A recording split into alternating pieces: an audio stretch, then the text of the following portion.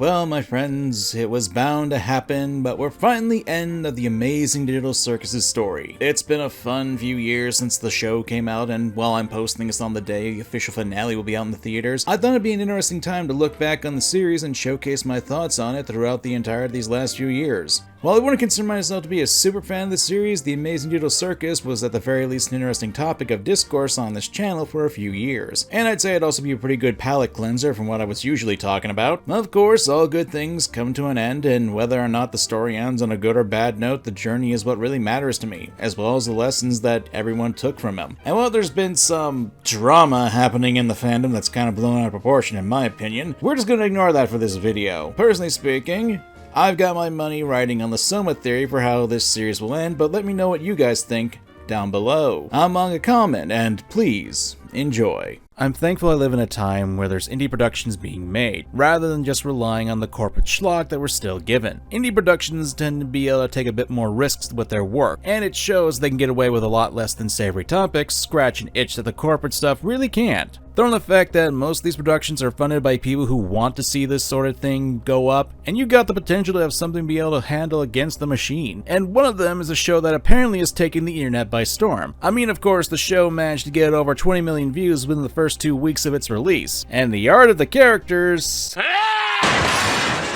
The fans out there are for this. Poor little clown. Why are we still here?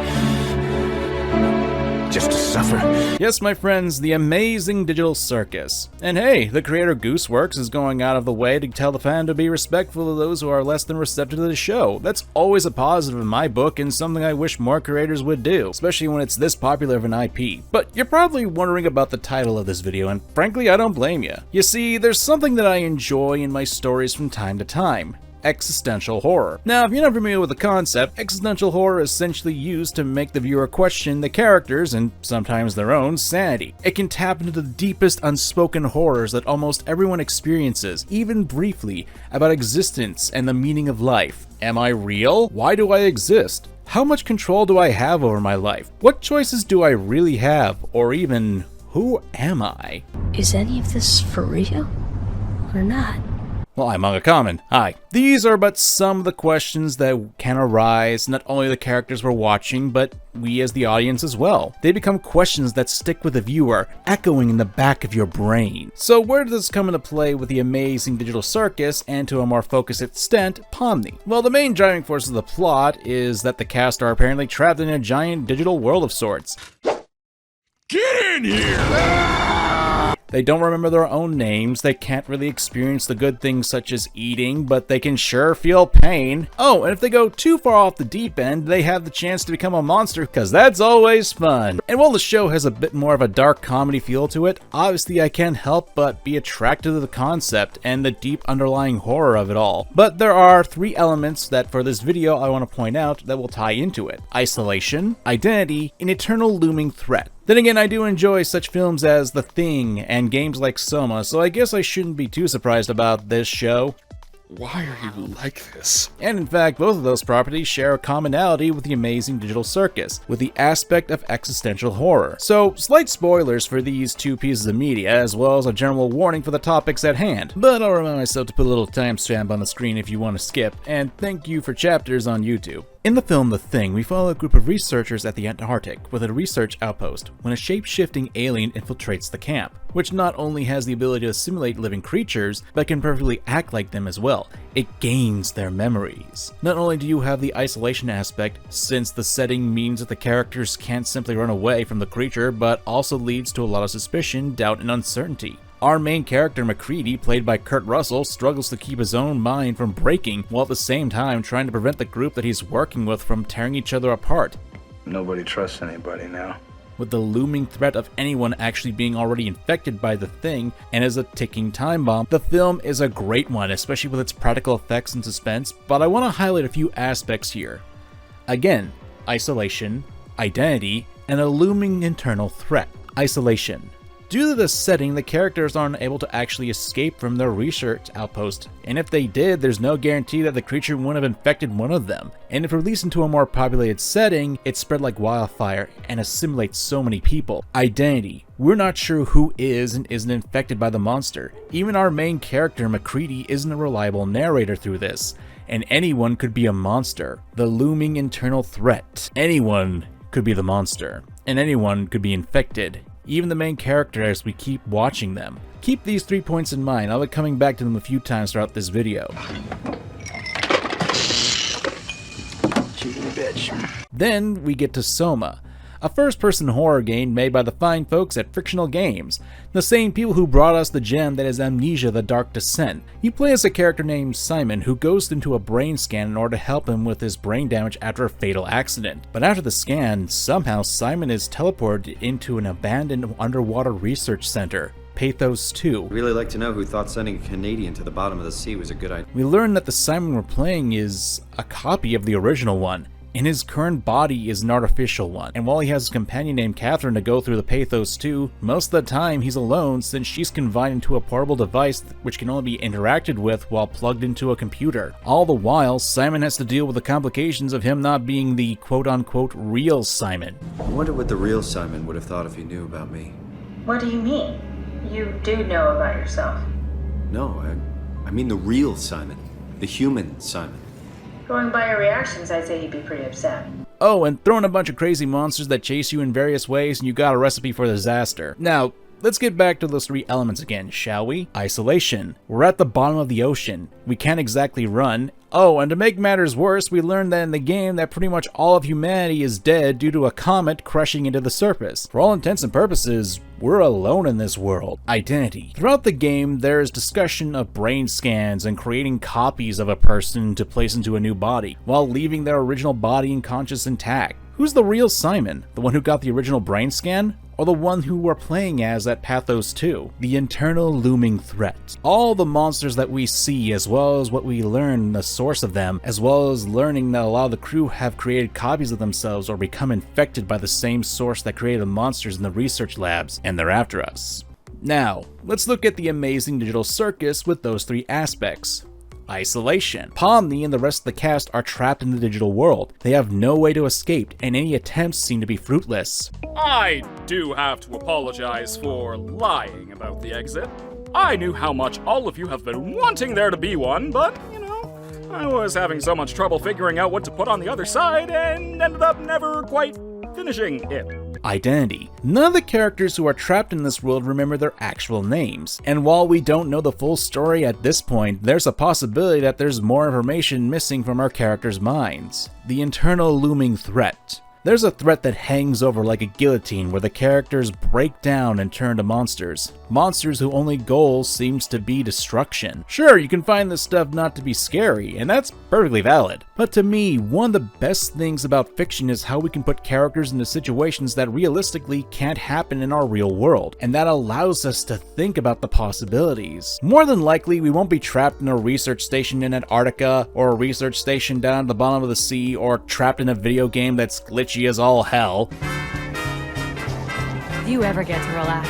But it's those settings that can really make it all the more enthralling to people to watch the characters break down from the stress of everything because they can't get away from it. This show has a colorful package, yes, but there's an underlying darkness for the story and characters for us to enjoy. The pilot episode alone has the existential dread of identity erasure, being ripped from your own life into something horrifying and foreign, losing what little you had and being forced to live out another life. You don't even look the same as you do in the real world. It's honestly a very terrifying thought to consider, and something that we know can't really happen. But if it did, and then there's the question if we can even trust what we see, or if we can even trust our own characters. You see, and here comes another aspect of Soma. During the story, we learn that the copies of people who are uploaded into the machines, they don't know that they're copies. They retain their memories throughout the situation, and they truly believe that they're still the same people that they're copied from. And even our protagonist in the game isn't safe from that effect. Now, is that going to be the same thing for the Amazing Digital Circus? I don't know, we just got the pilot, don't ask me that. Last time I checked, I'm not Mentok the Mind Taker. I don't know what's going on in Gooseworks' head. For all I know, there's a party in there and I'm not invited. I bring this up to showcase the possibilities that this story could produce, and in addition, showcase that there's a lot more that can be done to delve into the show's story and characters. We were given a good number of clues and hints as to what our cast is, or in this case, was. But my channel isn't a theory crafting one, so forgive me if I'm not too good at this. But let's consider a few things that could point to a possibility, such as the scene where we see a computer desk and a company logo, the fact that Kinger brings up insect collections when he could be referring to a bug report, or Kinger being in his 40s while everyone else is in their 20s to 30s. That's not in the show, that's actually outside information, which, you know, I don't really like, but I had to bring it up anyway.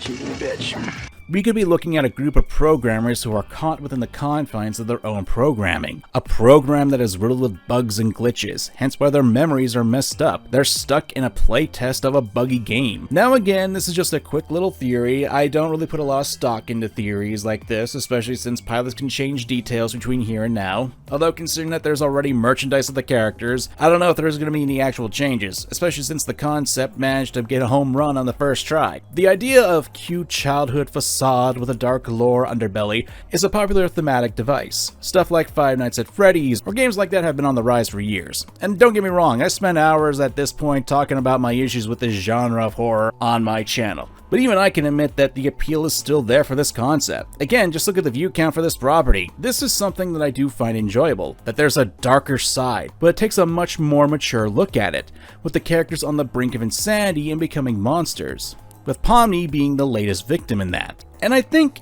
it's really the best way to go about this kind of plot, especially when you consider the fact that our main character has a moment where she looks in the mirror and sees herself, shocked by what's looking back at her. It's moments like this where we see protagonists of our stories looking into the mirror to see what they've become, that they've lost everything to them, they've lost their life, they've lost their names, they essentially lost themselves. It's a concept that we as humans normally do not have to worry about. So when a person who basically has their entire identity ripped from them, and even their appearance along the way, can they really say that they're the person they thought they were? What makes a person? Is it our memories? Can't be that. Pomni can't even remember her actual name. And memory, well, that can't even be trusted. And we see this unsettled nature within Pomni herself. It's understandable that she'd run away from a giant monster. I mean, while I don't find Kaufmo scary, I do find the design to be a bit disturbing. I mean, I was never really a huge fan of giant eye monsters. Not that I don't think they're cool, but they're just kinda creepy.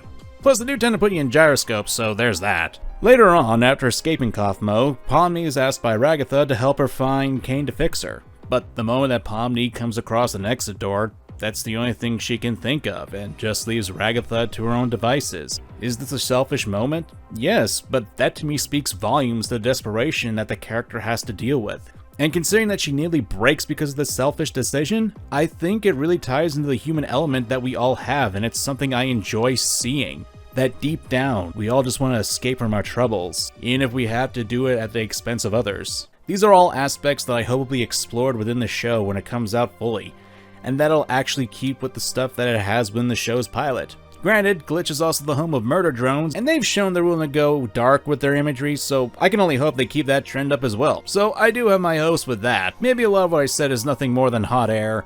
Maybe you agree with it, maybe not. Regardless, I'm Manga Common. Thank you for your time, and if you enjoyed the video, please consider leaving a like and subscribing. It really helps push me into the creative sphere to keep making these videos, especially when I know I have support.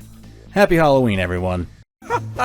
I remember my first wild take. Last weekend, I was given the chance to really look over tragic writing and how in the darkest depths of despair, there's still a chance for hope to be found or for you to fall into the depths. It's easy to rag on modern day media, and trust me, there's a lot of negativity to be had about it. But as of late, there are two shows that have honestly surprised me with how impactful the writing can be, at least to me, especially for its characters. And today I want to take a little time and dive into what really makes these two pieces of media really connect with me, and how the events in the shows can break characters, broken for the betterment or to become worse. So give me a few minutes. I'm Manga Common, and I hope you can take some time to listen to what I have to say. Spoilers for the Amazing Digital Circus and Kamen Rider Gav.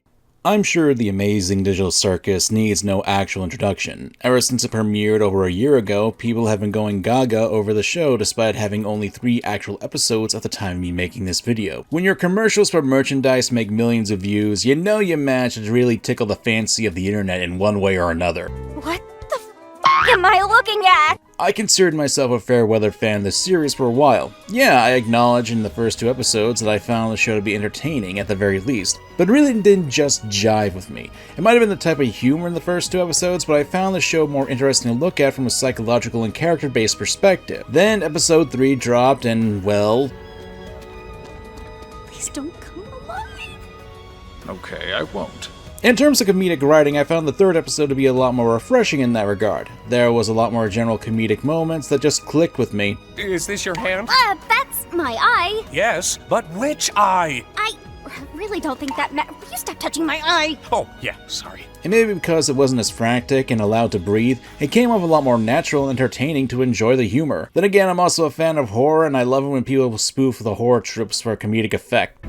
If anyone is listening to this, all I ask of you is one thing. Do not let the head out of your sight. You have been warned.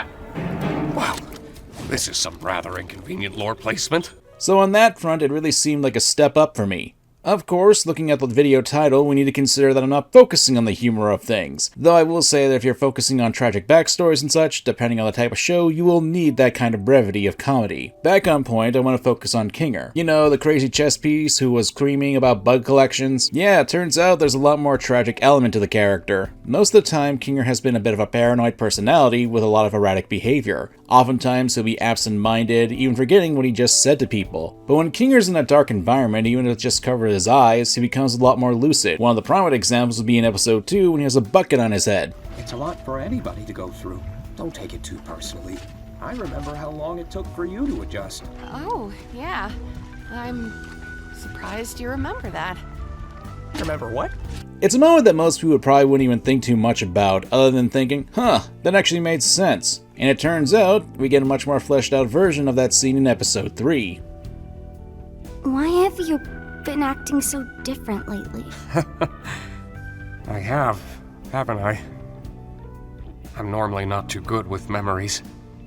But being surrounded by darkness always brings me back to a certain time. Kinger actually becomes a lot more coherent, competent, and dare I say, badass? What? Me? I can handle this.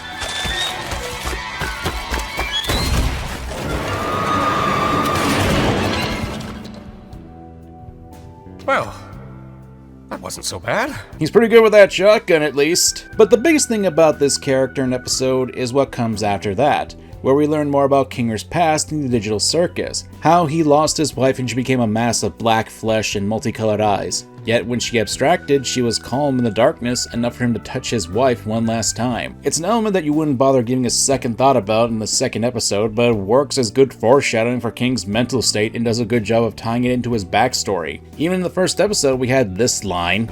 Oh, did someone say something about an insect collection? A lot of people took that to mean that he was referring to a bug report, and it makes sense since they're in a computer-based world and we did get confirmation that Kinger is a programmer. 7 years of computer science for this, huh? But there was a deeper meaning to it, and that would be because his wife was an entomologist. What we're looking at is a man who has seen so many people break, abstracting into literal madness, including the woman he loved, and he still goes on. He's on the breaking point for sure though, since he has his eccentricities and odd behavior, but when he's in the dark, literally, he gains his cognitive abilities back and becomes a lot more lucid. Even if he's not all there, he actually does things despite his erratic behavior, helping Zooble in episode 1. Gotcha! Oh. Hey! Kinger, you mother...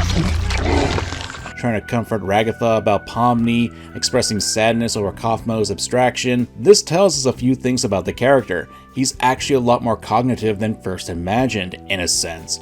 While he does have a bit of a scattered mind, he's more attentive to the surroundings and the events that have clearly affected his mental state. He does have a caring personality, but it's unfortunately taking a toll on his mind, and the only time where he can actually be 100% himself is when he's in darker areas. but his natural instincts and conscience are what fuels his actions. And while I would consider him a broken character since his mental state is obviously messed with, taking a route that has some broken characters can take, and that's to give hope to others. With how Kinger is, it's a sad possibility that he might abstract in the series. Totally wild prediction, I know, but we're seeing that Kinger does try to help others in the show from not devolving into a similar mindset, even though it's probably an inevitability that the stress will get to the others.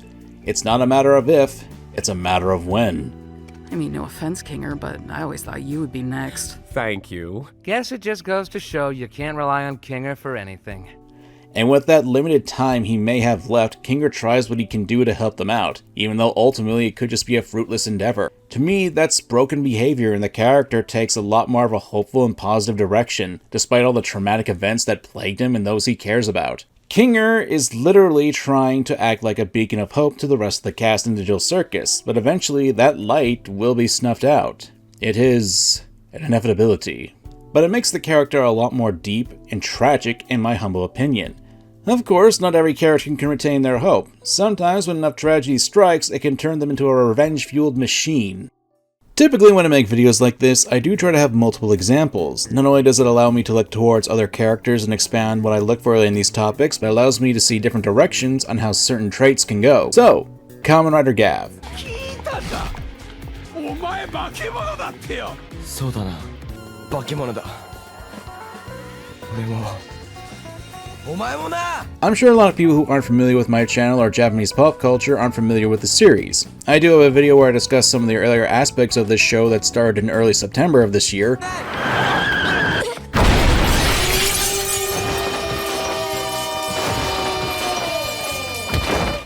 But for the purposes of this video, let me give a quick summary of the overall plot just so we're on the same page. In an alternate version of our world, there are alien beings called Granute, creatures who have a secondary mouth on their stomach that can have long tongues. There's a Granute company called Stomach Inc. that is essentially creating things called dark treats that are like crack to the Granutes. The problem is, in order to make the spices for the dark treats, humans are harvested for their spice, and they do not survive the process when that happens. So it's up to Kamen Rider Gav, aka Soma, to become stronger and fight against the Granute. And Soma, well, he's a character who's also going through a ton of trauma, and it did break him too. After all, because of his weakness, his mother was sealed right in front of him and was processed into a dark treat spice. To make it worse, it was his brothers and sisters who did this, having been freed from the constraints of their father's practices after he died.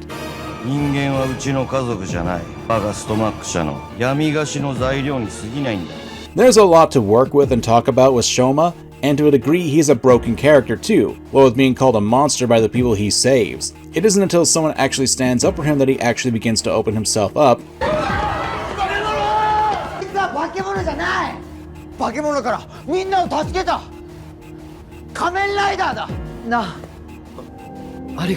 Since at this point in the series, people that he met were actually getting hurt or even threatened directly by Stomach Inc. But he's not the character I want to discuss for this video. No, I'm focusing on the character that actually defended Shoma, Honto Karakita, an investigative reporter who's on the case of the Granute, since when he was younger, his mother was actually a victim of a wolf-like Granute. Because of that tragedy, Honto became an investigator trying to find out the truth behind that attack, with the hope that his mother could possibly still be alive. However, when he finally learns about the Granute from a researcher, Kenzo Suga, he learns that more than likely his mother's been turned to spice years ago and has long since been devoured by a Granute as a dark treat. So, much like Kinger, despite learning his mother is dead, Honto continues his investigation into the Granute and their dark treat process. He's got hope, and despite his traumatic loss, he tries his best to prevent others from facing the same fate as his mother, even going so far as to interrupt the Stomach Inc.'s transport of captured humans. To note, it's at this point that Honto learns that if someone in that state is broken, they will die.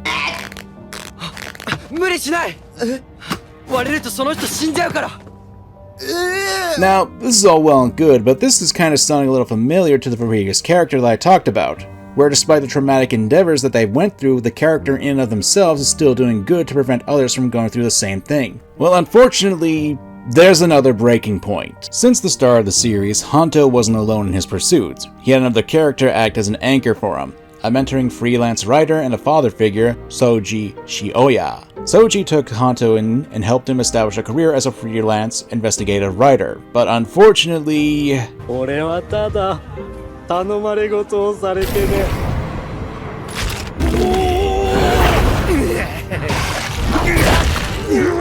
Even worse, Hanto finds Soji's dropped items and then finds a sealed Soji who's been broken in half. A Grand Youth purposely killed his mentor figure, and with that, Hanto breaks. He clings to hope, pleading with the researcher that he met to see if he could save his mentor, but it's no use. Once a sealed human is broken, they're dead. Instead of taking the path of hope and prevention, Hanto takes a much different and darker path: revenge. He's fueled by despair to the point where to get his revenge, he has to have a Grand Youth organ implanted into him so he can use the device to combat the Grand Youth. Though I'm a little confused as to how the researcher got his hands on a Grand Youth organ, but I'm more concerned that he's doing surgery in this dingy office. Oh, the things we do to get revenge. Obviously, when we look towards a character like this who's willing to go to such extremes for something like revenge, the character is obviously broken in one way or another. Most people who are put together won't do things like undergoing backroom surgery to get an alien organ implanted into them, with the possibility of them dying in the process. Even worse, just fresh from surgery, Hanto hunts down the Grand Youth that killed his mentor and attacks the monster, becoming Kamen Rider Valen.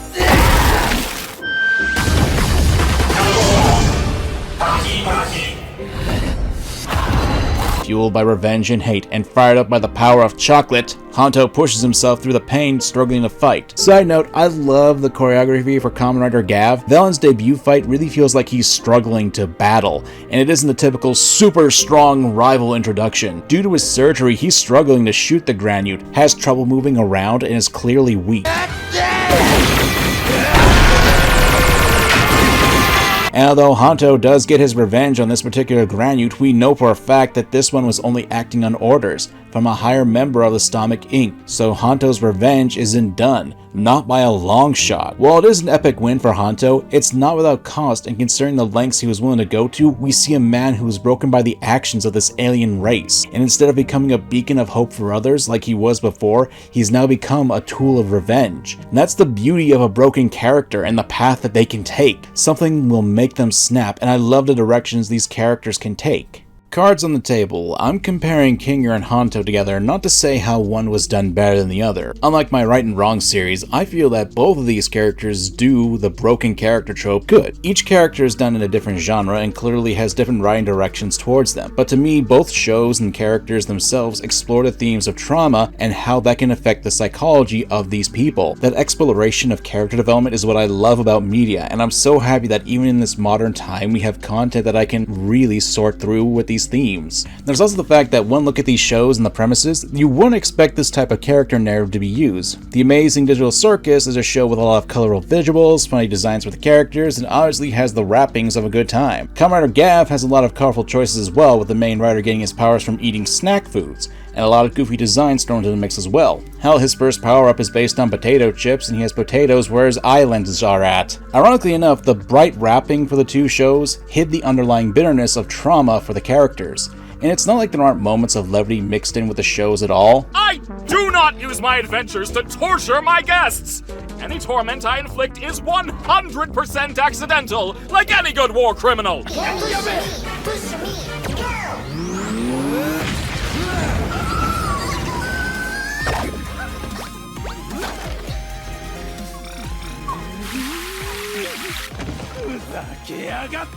You need that when you're tackling these sorts of topics of psychological effects of trauma. After all, these are pieces of entertainment. I compared these two, and being positive both, to show that there are multiple ways of showing the effects of trauma and how people will react to that, and exploring characters and how they got to that point is what I love about analyzing media, and I'm so glad I can do this as a job of sorts. If there's one thing I'll say that it does separate the two examples other than I brought up, it's their execution. Their Amazing Digital Circus is a bit more of a subtle setup for Kinger, having moments that make sense in hindsight, while Kamen Rider Gav is a bit more straightforward with this sort of thing and showing more to the audience. I'm not criticizing the two shows for this. These are both valid ways of telling their stories, and that to me is amazing. I love seeing broken characters, and oddly enough, both of these episodes happened in the last weekend of me writing and recording this. Both are ongoing shows, so to see how this will be done in the future is at the very least a fun prospect for me to enjoy. So let me ask you guys though, what's a broken character you enjoyed? How did the trauma they face affect them as a character, and did they give them into depths of despair, or did they become a beacon of hope? Did they strive to walk in the darkness, or did they fight to help others not face the same fate? Let me know in the comments below. I only talked about two characters, but there are countless examples in the world to go to, so let me know.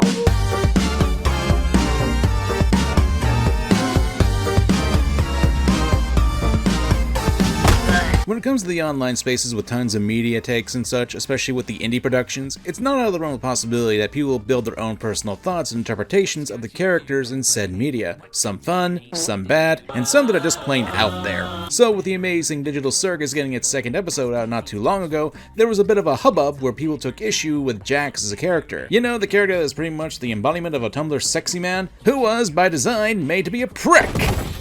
And in the latest episode, the character was shown to be a lot more manipulative, a lot more aggressive, and was willing to lead a huge fudge monster to kill off an entire kingdom of NPCs. Which apparently some people didn't like how much of a monster he had become. Now, while I may not have a life per se, I've got projects and I haven't really seen that many people complaining about Jax on Twitter. This could be because it's been buried by people defending the character, and in some of the weirdest ways as well, even proclaiming that Jax was a morally gray character, which to be frank is kind of a dumb defense. Trust me guys, when you've been in the online space for as long as I have, you tend to see some of the dumbest takes online of all time. Jax isn't what you would call a villain character per se, but from my perspective, the guy is a straight up dick who's apparently trying to get as much fun out of the situation that he can. Hell, even the creator Gooseworks jokes around with Jax's behavior, and had to come out to say that Jax was not rewritten between the first episode and the second.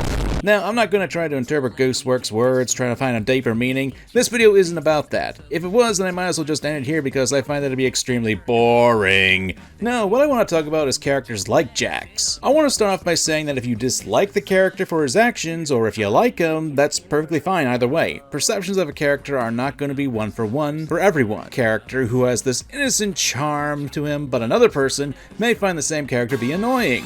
And here on the Manga Comment channel, we talk about how there are characters who, while being designed to be unliked, tend to do their job a bit too well.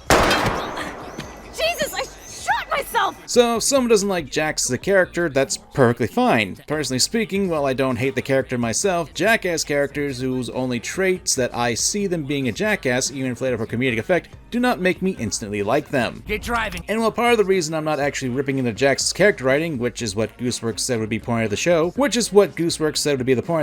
the characters, someone told me that it's been confirmed that there are only going to be about 8 episodes from this series, but I'm not going to go deep diving into Twitter more than I have to. I have some level of sanity left. And while there was a bit of a flash of a different character trait of Jax other than an asshole during the whole funeral scene, I'm sorry, but that's not enough for me to think that he's more than just an asshole. Is it a hint of him being deeper? Yeah, but until we actually see that depth, that's all it is. A hint. Am I saying that Jax is 100% an asshole? No, and that's because we only have 2 episodes of this series. So I can't in good conscience say he's got the depth of an ocean or a puddle until we get more content pertaining to the character. Is he irredeemable? I don't know. Now, if that was all I wanted to say in this video, we'd be done, but the astute of you have realized there's a lot more to this video by looking at the time codes. So sit down, buckle up, and get ready for shame theory, because we got something else to say here. I mentioned earlier that there were defenses for the character that I thought were weak, one of them being the morally gray character defense, which it doesn't really apply to Jax. Again, this is due to the fact we don't really know much about Jax as a character, but we're only shown his more jackassery side. I even saw this comparison to another character from Hell of a Boss. The first time was with a character called Stella. In previous episodes, Stella was clearly set up as a morally dubious character who hated her husband and showed little regard for her daughter. In later episodes, we got to see Stella's evil character on full display. Fans had a complete meltdown over this, accusing the showrunner Vivziepop of retconning the character and accusing her of hating women. This just made no sense, because Stella was always an evil character. Well, I'm certainly not going back to my former commentator days, donning my skull hat and fedora again. This kind of defense or point being made ignores context. In the case of Jax, it's a lack of seeing more of a human side to him that would give the ability to be considered morally gray. And for Stella here, the creator leaves out the fact that the first season of Hell of a Boss was written that Stolas had cheated on Stella. There was some justification that could be made for Stella's behavior. That spurned spouse who was cheated on, it could be there. There is potential for characterization for that. However, I want to point out that using it as a sign to assign tributes to the creator isn't really all that strong, and it's kind of a dumb move to do. Now, as a longtime critic of Hell of a Boss and such, I personally thought that the writing choices for Stella were extremely weak, and even more so considering that the show really liked to focus on Stolas and giving him excuses or justifications for a number of his choices in the writing. However, this isn't a video talking about that. I've got other videos where I go more in depth about this with Hell of a Boss, but my point is that morally gray / ambiguous characters can be fun, but using that as a defense for a jackass character doesn't always work. Then there's the side that apparently if you like a character who does bad things, or if you write that character, that speaks to you as as a person. That's the stupidest thing I've ever heard. Listen, this has been a topic that's been floating around the web for ages, and one where even I have been accused of, and I've been wanting to make a video about this subject for a long time, so let's get this out of the way, okay? Just because you write a terrible character, or if you like a terrible character, that does not mean that said character represents you as a person, mainly because it's fiction. Oftentimes we'll see people claim that fiction is a reflection of real life and that can have an impact on people. I'm not going to claim that fiction can't change a person's thought process. Hell, I'm making a video right now where I talk about that sort of thing. If it did, just imagine all the Yoshikage Kira fans who secretly get off to the Mona Lisa's hands, or people who, like Senator Armstrong, want to remove kids' brains with an ice cream scoop to help save America. There's nothing wrong with liking a character who does terrible things, who's a villain, who's a jackass. The only time it's a problem if you start emulating the behavior of the characters in real life. Which, unless you somehow gain a stand that can make people blow up and the government suddenly decide to let its secret nanomachine technology be available to the public, I don't think that's going to be happening anytime soon. Maybe. I hope. Nowadays, especially on the internet, there's this concept called bleed. It's a term that has a lot more hold in Dungeons & Dragons, where a person will often mix their own personality of the character that they're role-playing. And the term seems to be applicable to what people believe whenever a person likes a character or does something bad or writes a villain. From my experience, I've seen that this kind of mentality is prominent, and would explain why a lot of villains in modern day are portrayed with a more positive light, or are misunderstood, or have a very, very sad backstory. While I don't fully believe this to be the case for a character like Jax, remember this video was about the character who is much more of a demented Bugs Bunny, I can see people making this case about said character. In the first episode, a lot of people saw Jax being a jerk. Oh no, they killed Zooble. Anyway, you guys want to go get something to eat? Ladies first. No, wait, why would I say that? I guess when there's a lot more characterization for the second episode, an episode that I must remind you had its script locked up before the first episode dropped, that he had changed to become a lot more demented. He really didn't. While there are people who will get interpretations of characters, especially characters who have limited screen time in indie productions with months of content drought, it's not unheard of for people to create images of characters in their head. It's something that a lot of fans will do. Hell, I've done it a few times back in the day before the crippling depression of our limited existence came crashing down on me and I decided to burn my fanfiction account. I had one of those, don't look it up. So I can't blame them for that. However, the issue will be that when the interpretation will eventually be broken. If you get close, your interpretation of a character will not be 100% accurate, whether because you filled in some gaps or because you have a headcanon about the character.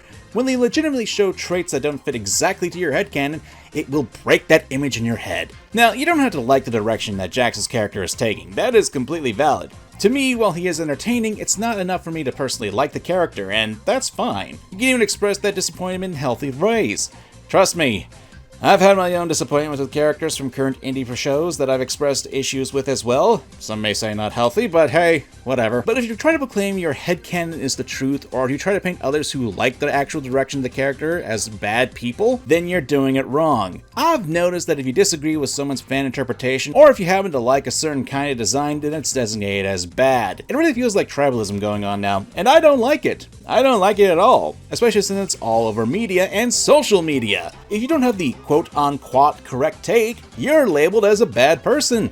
Par for the course nowadays, I guess. I think it should be known that I obviously hate this sort of mentality, and trust me, there are people who unironically do this sort of thing. I recently made a video talking about media literacy and the lack of it, where I brought up that just because I'd like Senator Armstrong as a boss and character, that I think he was actually right in the game. This guy right here. Damn much! Do you think I go around kicking cybernetic dogs? Do you people think that people who like Jax are just as demented as him? You certainly don't have to like the character. You don't have to like the direction the show is taking him. And most of all, you can disagree with people about his characterization. But you also need to admit that just because the character doesn't fit your narrowed interpretation of what the character was you thought he would be, that doesn't mean he was rewritten, that doesn't mean that people who like him are monsters, and it doesn't mean that others can't enjoy the show because of it. Then again, what do I know? I'm just a schmuck on the internet. Among a common and...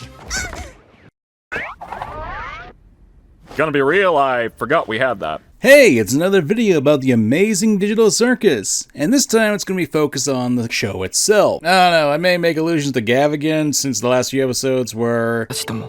一緒にケーキ食べられればよかったのかもな。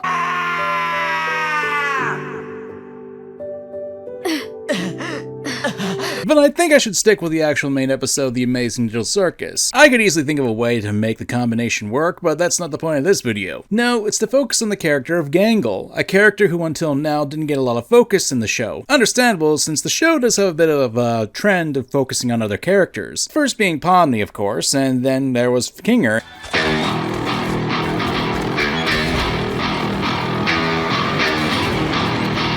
And Zooble. I'm not just gonna be forced into this stupid adventure. You can shut up now. And even then, this episode showed Kinger being the king riding a bull. I can honestly see that more of the episodes will be character dives, where we learn more about the characters with some hints already peppered in with previous episodes. Like, there's a fair bit more of Ragatha in this episode that we haven't seen before. I miss my horses. I'm hard enough. Packages landing on my head, tea parties, dancing lessons. So I'm sure we'll get more highlight elements about her character in the future, but for now, let's focus on Gangle. If you're not familiar with the episode, which I highly doubt, the premise for this adventure is the group is working at a fast food joint. Who wrote that? Which is, I mean, it's not like you can't have fun with this sort of setting for jokes. Is it like you mean it, bro? Though I will say it is a missed opportunity. What, no spoof on hot drinks? Hot drinks really get you going, warms you up when you feel you're slowing. But we do have a jester in a fast food joint closing out. This clown don't appreciate it when his workers betray him. Oh, go ahead, work at Wendy's. These are actual training videos for Wendy's, by the way. Anyway, Gangle is in charge, and she has a new mask that is supposedly giving her a much more positive outlook and personality, but in reality, it's just covering up her usual sadness. And that's actually pretty typical of the service industry. This isn't a groundbreaking observation that I'm making here, but when you're working in an industry like the fast food biz, you're gonna have to put on a happy face just so you don't get fired, and even more so when you're in a position of authority since you're supposed to lead by example. I say supposed to because most of the time managers tend to be jerks.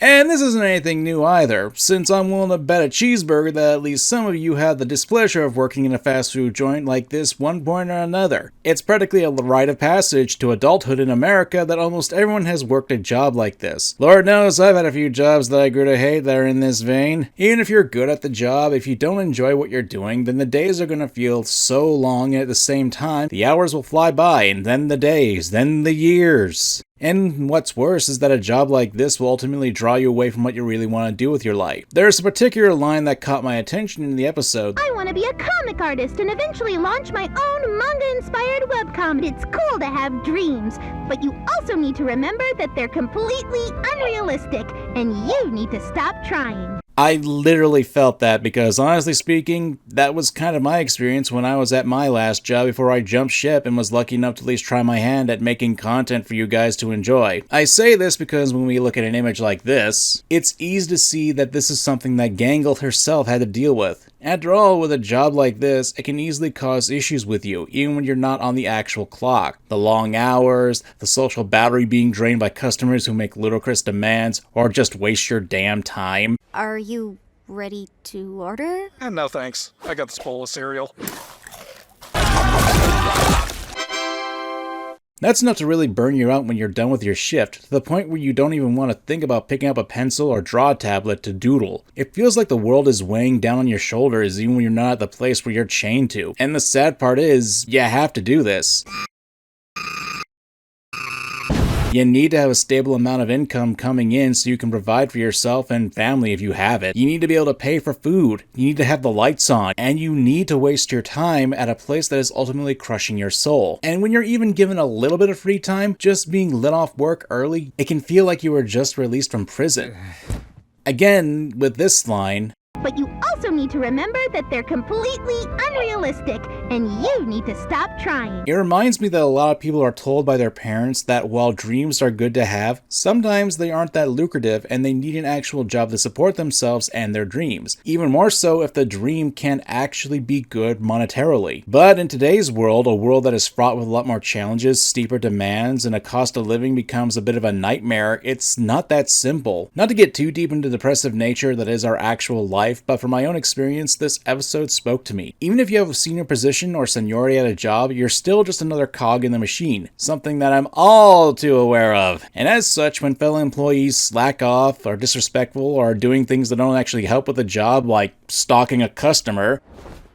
Can I help you, miss? I, just wanted to say hi. Call the police. That stuff can build up more and more stress within you, to the point where you just want to break down, where you just want to quit, where you just want to cry. But you can't. You need to put on that fake face and continue what you're doing, because while you may not want to do this, you need to in order to continue living this existence. So the mask goes back on. I don't normally like talking about my past on this channel or my personal life, but I think it's important for me to explain why this episode really spoke to me on a deeper level. I've worked a lot of different jobs in my teen years to now. A pizza place, as a janitor, a busboy, a grocer, and one of the most prevalent and recent, a mailing transportation service worker. And I left all of them, especially that last one, which is arguably the position that I held the longest for a few years. It was soul-crushing. The conditions were terrible since we had to be exposed to the weather for hours on end, so I'd either be freezing my ass off in winter or I'd be burnt to a crisp. And because of that, I even collapsed a few times due to heat exhaustion. But I had to have this job because, well, it paid decently.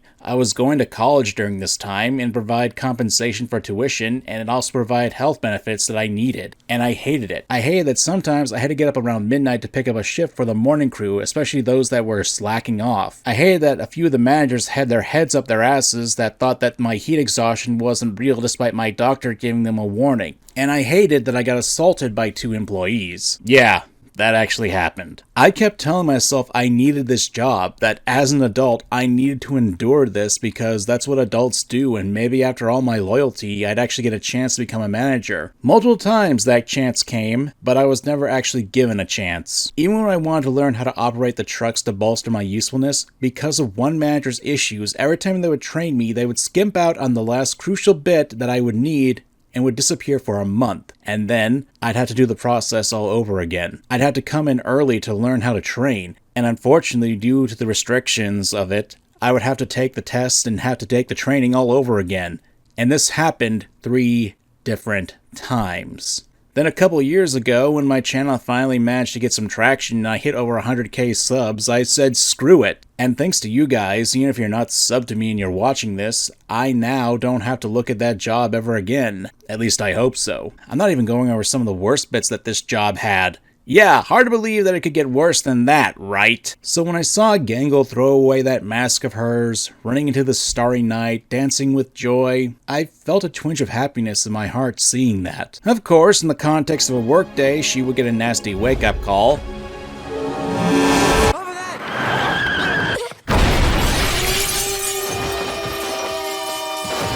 Hey, I found a way to make it work! But this is the tragedy of mundanity, and I'm not gonna lie, it's something that I and many others have to deal with in our time on Earth. I'm lucky that I'm one of the few that have gone out of that, and I will be forever thankful to you guys for your support. Hell, we're about to hit 200k subscribers on this channel, and not to come off as bragging or begging, I would appreciate if you guys did subscribe, and if you want to feel so bold, please consider supporting me on Patreon or Ko-Fi, but don't feel obligated.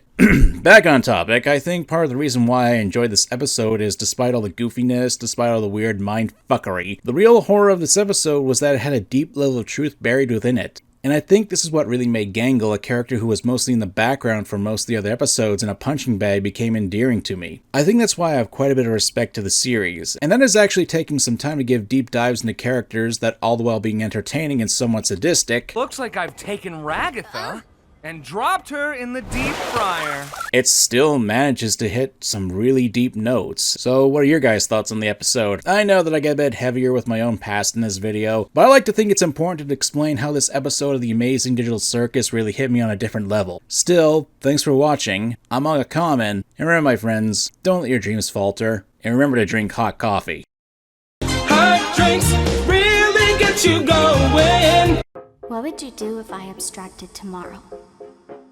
I'd move on. And probably forget about you. To me you're all toys, playthings I must annoy.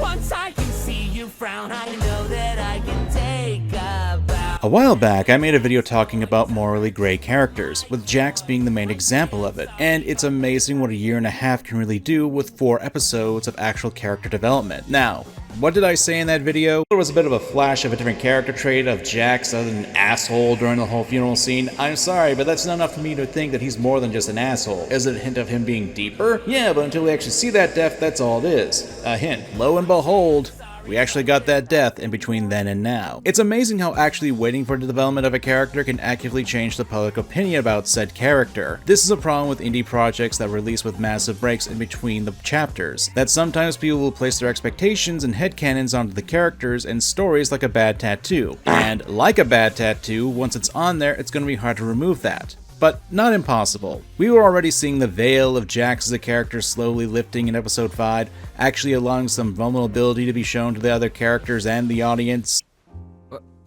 What is this? Why'd you do that? Get that thing away from me. With a funny side too. But what we really need to do is dive into the trope that this is talking about. So give me a few minutes of your time and let's dive into it. I'm Manga Kamen, and let's begin.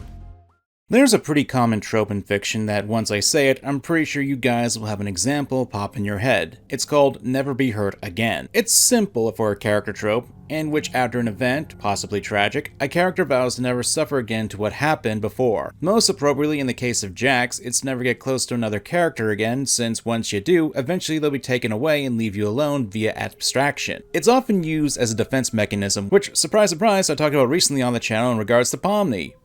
I wonder if there's a running theme in this series. Defense mechanisms in the face of psychological turmoil. Who knows? Now, this trope, how it works, is that when a tragic event happens, the character who gets hurt will often evolve and make changes about themselves, and sometimes it's done for the worse even if there are positive effects being done. For another example, let's take a look at Virgil from the Devil May Cry series. After his human mother was killed by demons, a young Virgil was driven to never again become as helpless as he was, never wanting to feel the same pain ever again. No matter the cost, Virgil will do whatever it took to gain that power. Or Kazuma Kiryu from the Yakuza series, who has a bit of an aversion to this, since he doesn't want his loved ones to be hurt again, which after losing his best friend who was like a brother to him for most of his life, and losing the woman he loved due to his ties to the Yakuza, he distances himself from other people, going under an alias and even faking his death at one point just so his loved ones don't get targeted again. The Dragon of Dojima moniker was Kiryu's chain that weighed down those he cared about. Now, when you look at these motivations, and just the motivations alone, Jax not wanting to get hurt again,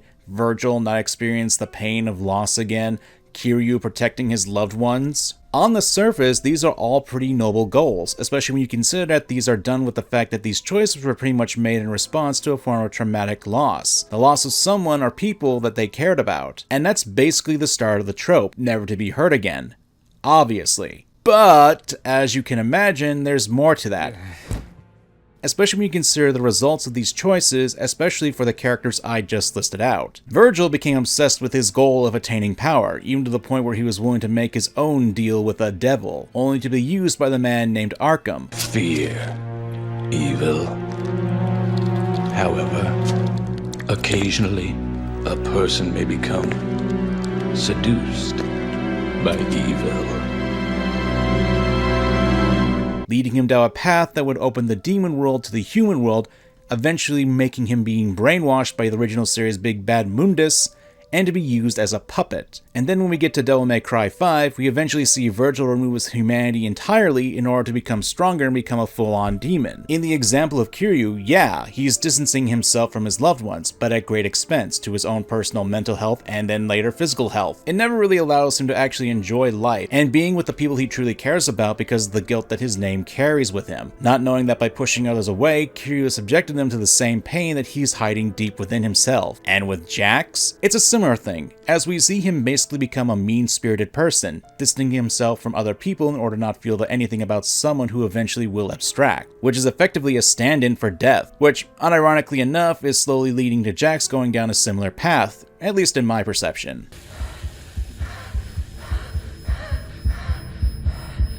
And in case you didn't catch the underlying connection, this sort of behavior can be rather disastrous if continued in the long run. Much like how I brought up turtling in my Pomni video last time, which you guys should go watch, this is a short-term solution that if continued long-term can lead to some very serious issues. And Jax is a prime example of this, because his goal is to make sure he doesn't get close to anyone else, because sooner or later, they will abstract. They will turn into a monster, and it will hurt to see someone get that fate. So characters will often take the path of least resistance in order to not be hurt or hurt others anymore. Remove their humanity, remove themselves from the picture, or remove any sort of connection they could make. And unfortunately, with characters like this, it's a tightrope walk with them, pushing away from someone who can get close to, even though it can and obviously does hurt in the long run. And in the meanwhile, the choices the character make can make them unlikable, not only to the main cast, but also to the audience. We do need to remember that even though Jax does have a reason for acting the way he does, that doesn't mean he's absolved of his choices and characteristics. I enjoy the Amazing Digital Circus. It has some very fun jokes and a cast of characters that I myself like. I'm right behind you, aren't I? But if I had to say something with a bit more of a critical view, the writing of the show has a bit of a more of a telling than showing problem. It's more of a lack of subtlety. That isn't to say there isn't subtle writing in it. And when you take into account Jax's speech about how everyone is an archetype, Ragatha's the cheerful one, Gangle's the sad one, and then when you see this scene... Wow, I didn't actually think that...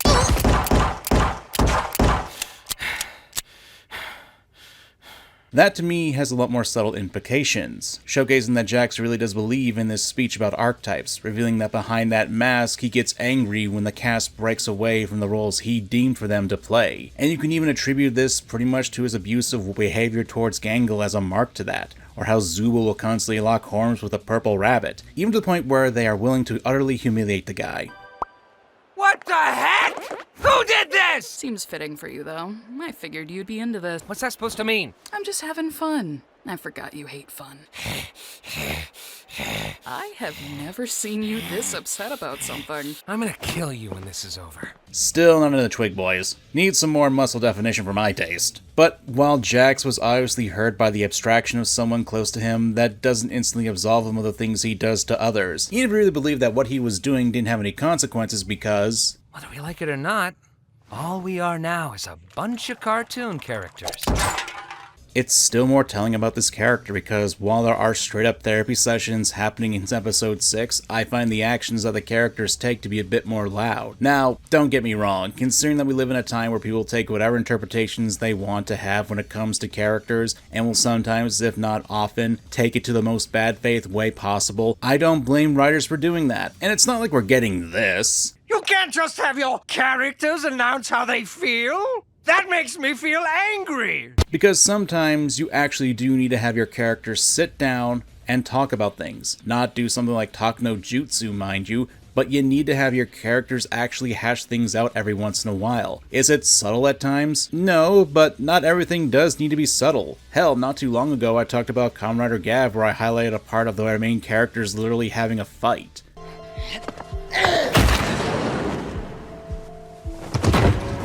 The guy who did the punching, Hanto, actually took the time to cool down and think things out logically, and it led to a conversation where the two characters were actually being honest with each other about their secrets and involved as people.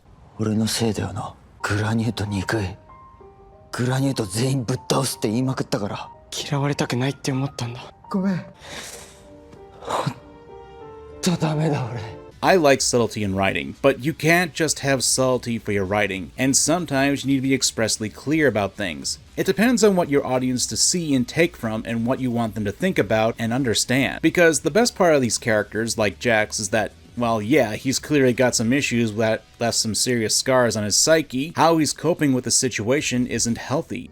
Do you have any actual friends? Not anymore.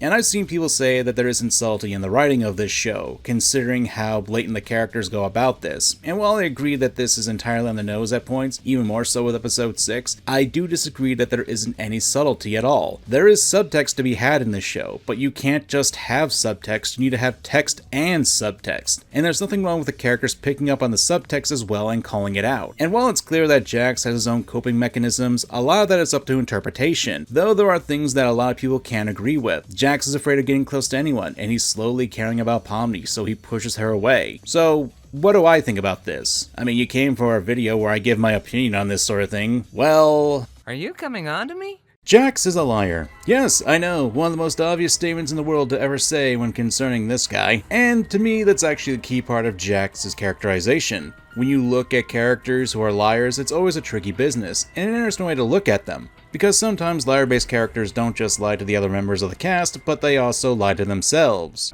If you're planning to expose a liar, then you have to corner them psychologically. Only then will they reveal their true self as a liar, hiding beneath a layer of deceit! They're fascinating to look at. Deception can be an excellent confliction, even if it's just self-deception. So let's take a moment and look at this. You don't even know what people are like before they abstract. They are not pleasant to be around. Like at all! It's easy to see that Jax does care for Pomni. The fact the two did bond in the latest episode proves that. I mean, how else do you explain them singing in sync? You'll look sweet upon the seat of... But when Jax gets into a fight with Pomni, it almost becomes... robotic, saying whatever he could to avoid showing that he did connect with her. Hell, you can even see this with his expressions and animations. It's almost like he's trying to turn off his emotions just so he can keep being mean to her. And when he drops that line about how Pomni doesn't know how people are before they abstract, it's very telling about him. His relationship to a character Ribbit must have ended in less than stellar way before Ribbit abstracted. A fight, or maybe even Jax abandoned Ribbit? Really hard to tell since, well, we barely know anything about Ribbit. Regardless, it's easy to see that Jax blames himself for that. He blames himself for Ribbit's abstraction, and the only way he can actually cope with this situation and not actually feel that pain again, well, he lies to himself. Jax knows that he connected with Pomni, and when we get this exchange... What would you do if I abstracted tomorrow? I'd move on. And probably forget about you. We know it's a lie. When Ragatha pointed out that Jax didn't have any friends anymore, he certainly cared enough to get mad. Or that scene where we see him looking at Ribbit's store. If he really didn't care, if he just moved on, why even have these scenes? Why react to Ragatha's comment? And it's clear that Jax is lying not only to Pomni, but himself, obviously. And in order to exacerbate that lie, he lashes out against everyone, poking and prodding, acting like a total jackass. It's a farce that Jax needs to feed into for himself, and he takes it too far. It's a means to downplay any sort of connection with anyone, and when you really examine the choice of words, I'd move on. You'd move on? Why would you need to move on if you didn't care about the person? If you don't care about someone, you don't need to move on. They wouldn't mean anything to you. If anything, it's a form of projection. Which, while not an inherent form of lying, it's commonly used with lying to attribute someone's own unacceptable thoughts onto another. It's another defense mechanism, and while it's not a full-on form of deception, it's a component of manipulative behavior. Though it should be known that liars can use this as a defensive mechanism, still, it's going to have an effect. It's why when we see Jax having a panic attack, even though he was yelling at Pomni, he was more or less trying to convince himself of what he was saying. Jax certainly hates himself, and it's clear he wants everyone to hate him too, because deep down, Jax believes he deserves this fate, and he regrets what he has to do, but he keeps doing it, since to him, it's the only way he can stop the pain of losing someone again. The logic being, it's better to never have loved and lost. It's better than accepting the truth in his eyes, denying anything and everything. Why do you guys hate lies that much? There's only one truth, but endless possibilities for lies, you know? And some of them are only white lies, or lies to be kind to people. If you deny all of that just because it's a lie, then that means you guys are just terrible at being lied to! Seriously, the worst! Characters like that, who push others away and lie to protect themselves, I find them fascinating. After all, lying is human instinct. Everyone has told a lie here and there to protect themselves or others. It's part of being human, and it's a flaw that we need to accept. I do want to wrap this up by saying that even though this does explain Jax's actions and choices as a character, this is in no way a healthy thing to do. It's a reason, not an excuse. And this does need to be explained because, like it or not, there are people out there who will lie on this scale as a defensive mechanism for their personal benefit, not caring who they hurt in the process. What Jax does in the Amazing Digital Circus, yeah, to us it can be entertaining, but to the characters it can be a terrible time in a situation that is ultimately made even worse by this choice of his. It's fine not to like Jax. It's fine to think the guy deserves a proper ass-kicking with the way he's been acting. The guy certainly is asking for a whooping. 7 internet spew of trivia and celebrity bullshit!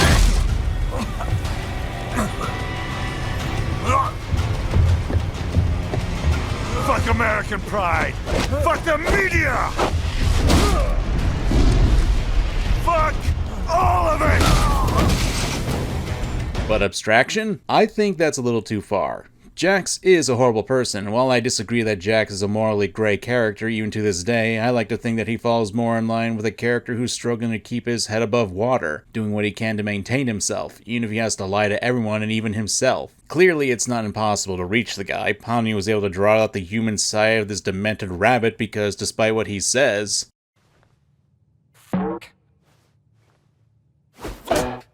There's nothing more to me. So please, just stop looking. his actions and words betray him. There are hidden depths to him. They're just covered up by lie after lie that he desperately wants to believe so he can make the pain go away, not realizing all he's doing is inflicting a different kind of pain onto himself. A pain of loneliness, seclusion, walking a lonely road, and one that ends with a tragedy.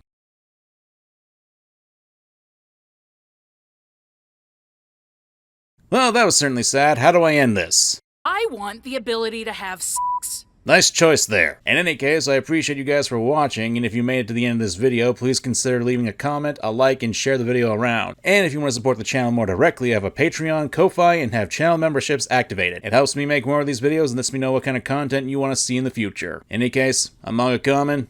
Thanks for watching. Later. So while I'm working on a massive video on Devil May Cry 3, and a video talking about a single page can ruin a manga in a day or two, I figured, let's talk about the amazing Digital Circus. I mean, obviously, since the next episode is probably coming out the same time you're watching this. Hopefully. Oh shit, do you say something, boss? Filled with gun-toting action, there's been some talk about how Pomni is, quote-unquote, out of character from what we've seen so far of the episode. Now, my own personal thoughts on it is, I don't care and don't see it as a problem. Characters in media, at least the ones that need to develop, aren't static characters. And don't get me wrong, contrary to what people believe, you can make static characters interesting and entertaining, but it depends on the story. And for the amazing Digital Circus, what we've been seeing is the culmination of Pomni slowly adapting and evolving to the situation. Besides, in my humble opinion, if you were in a situation where you couldn't die and were free from all consequences, you'd probably do the same thing with guns. Hell, there's a small part of the appeal of video games. It's why whenever I play Fallout New Vegas, I can rest easy that whenever I do this, it's all part of a game. But let's rewind a bit and actually talk about Pomni, since I think part of the issue with this is the fact that we've had months, or hell, at this point, years between episodes.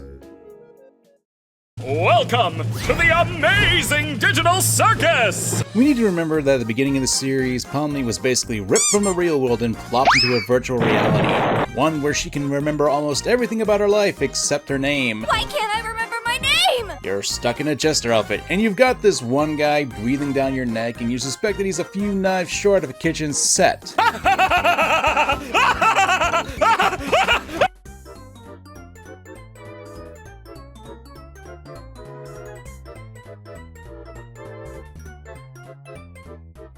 Throw in the fact that everyone else looks like, well, this, and they all seem to go along with this insanity, it's gonna cause some freaky reactions, even more so when you slowly come to terms that there's no escape from here.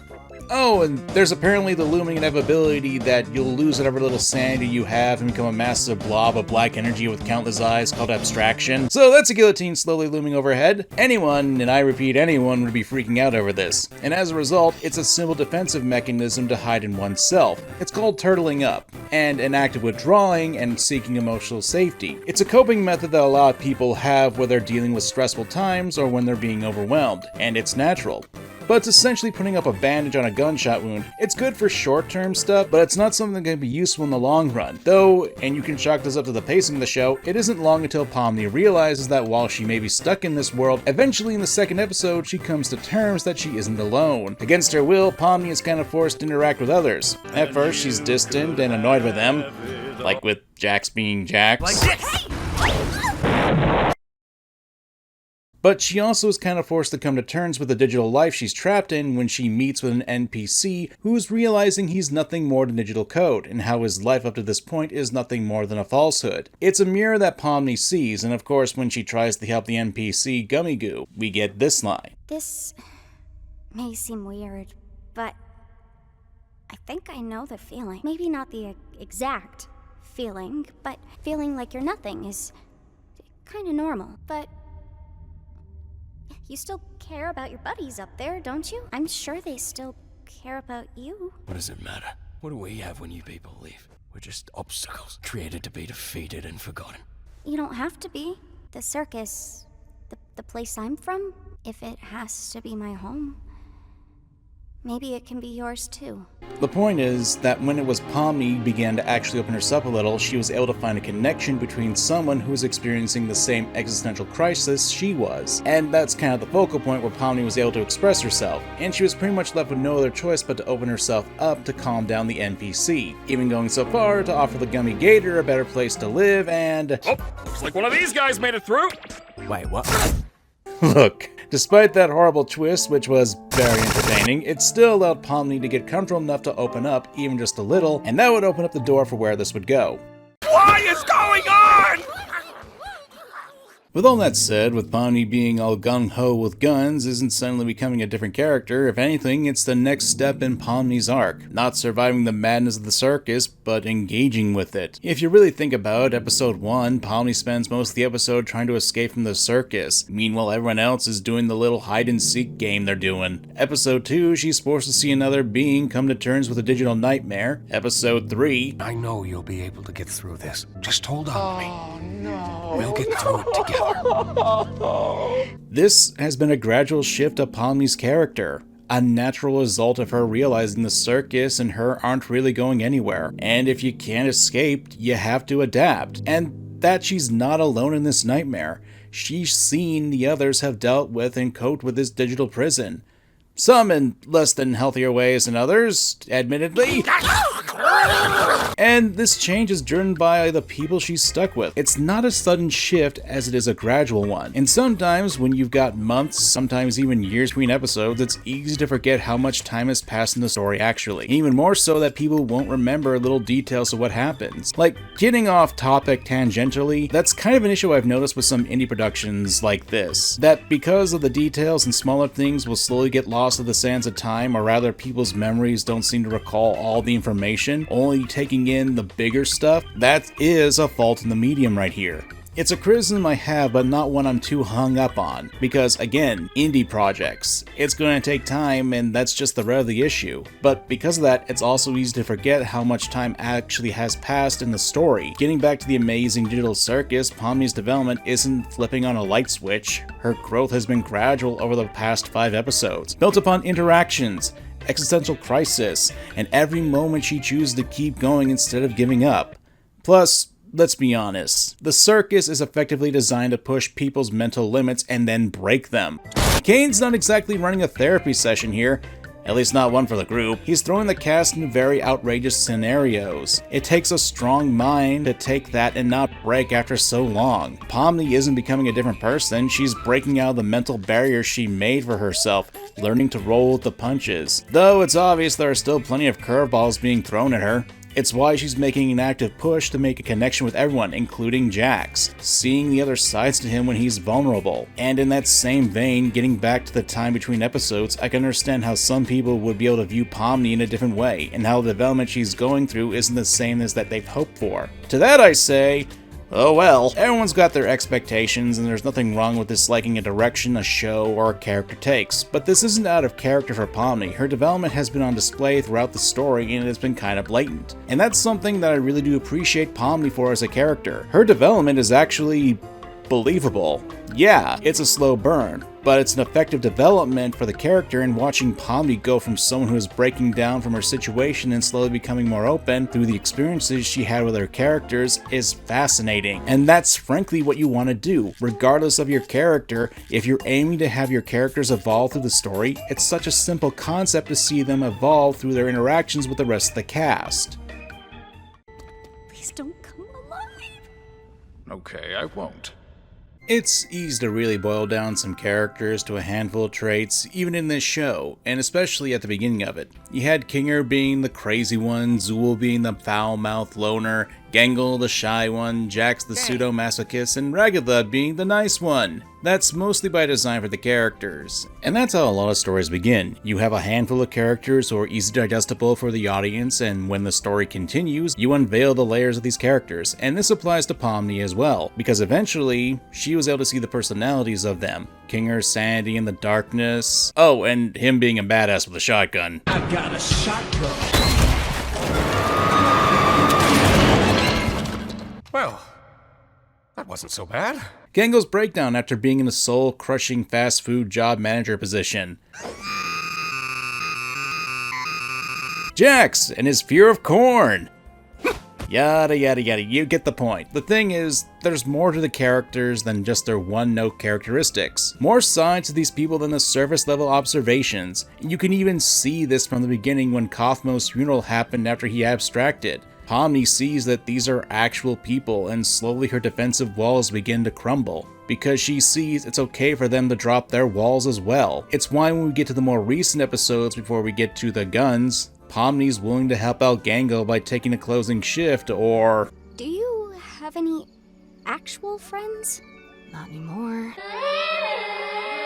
And of course, when you get to the bar scene, you get this lovely gem. I sometimes got bored of things, and I would seek out mild thrills, like exploring abandoned buildings, you know. A scene where we can actually hear the pasts of a good number of the characters expanding upon them. It's a comfort and bonding exercise to share personal pasts, creating relationships. And we did learn more about them, and frankly speaking, it makes sense. Let's really focus on that bar scene because it's a turning point. When Pomni opens up about seeking minor thrills in her past life, exploring abandoned buildings and making YouTube videos about it, it's not just a throwaway line. It's a glimpse into who she was before the circus. Someone chasing little bursts of adrenaline, maybe to feel something real in a world that felt dull and suffocating, trying to get out by making videos that would get people to watch them. Sound familiar? That's exactly the kind of person who might latch onto a mysterious VR headset, hoping for an escape, looking for a thrill, some fun in their life, having color being thrown into a world of gray,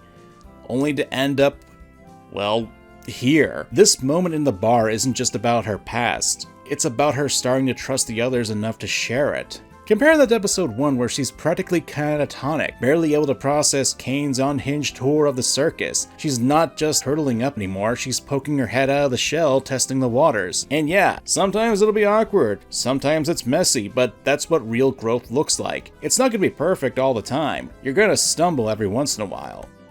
I'm so unbelievably disappointed right now. So that's where Pomni's at. A young woman trapped in the body of a jester, confined in the digital space, who sealed herself in order to protect herself and traded that for a gun. In all honesty, I'm all for it. Now, I'm not expecting Pomni to turn to Joshua Graham and go, "But we can't expect God to do all the work." Now that would be a real heel turn there. I mean, at most, from what we've seen, I'm expecting Revolver Ocelot.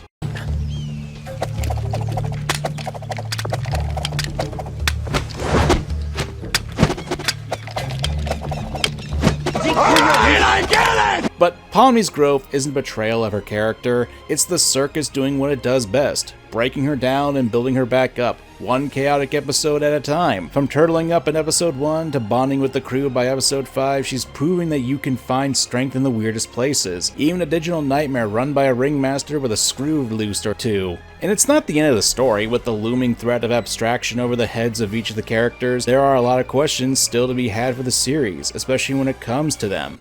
In any case, Pomni's journey is a reminder that even in the most colorful and insane stories, growth of characters is messy, gradual, and worth watching. So what do you think? Is Pomni's gun-toting phase a natural step, or are we all just hyped up on digital adrenaline? Drop your thoughts in the comments. I want to hear your takes, especially if you got wild theories about where she's headed. I'm uncommon, and don't forget to like, leave a comment, and if you want to support the channel even further, I got Ko-Fi, Patreon, and channel memberships where I'm going to be doing shorts for members this coming week. Those will be available publicly in the week after. Of course, if you're being cool, you can just share the video. It's free, and helps out the channel too. In any case, have a nice day, and later folks. I just want everyone to be happy. And I want people to hate me. Do you hate yourself? You know, I've talked about the amazing digital circus for a while, and I won't say it's a perfect piece of media. I do think it's probably one of the more unique indie shows that has some decent writing, and at least makes me think about the things that it talk about with the characters. Oftentimes when I talk about the series, it's more from a character side and less of doing reviews. Not that I think the series is flawless, but I found it to be a lot more entertaining to look at the characters since each of them is a bit of a cluster. Well, you can't say that. But in a good way. There are 3 characters that I haven't really talked about though, at least not in depth, and I think if I really want to, I could really dive into one of the major influences of the series. Hate. Let me tell you how much I've come to hate you since I began to live. That might be far more of a general video and talking about Caine, but today we're going to talk about one of the other characters who hasn't really gotten an episode that's fully dedicated to them, Ragatha. Come on, man. Yep, that's me. You're probably wondering how I ended up in this situation. She's an interesting character, and I think it's about time we give her her own video and analysis. I'm Manga Common, and let's begin. It's not really too much to talk about Ragatha's past, since she pretty much sums up what she can recall here. I was born into a fairly wealthy family. We had a large property with horses and chickens, and my mother... well, my mother was... a lot. I worked in real estate for a bit until I ended up... here.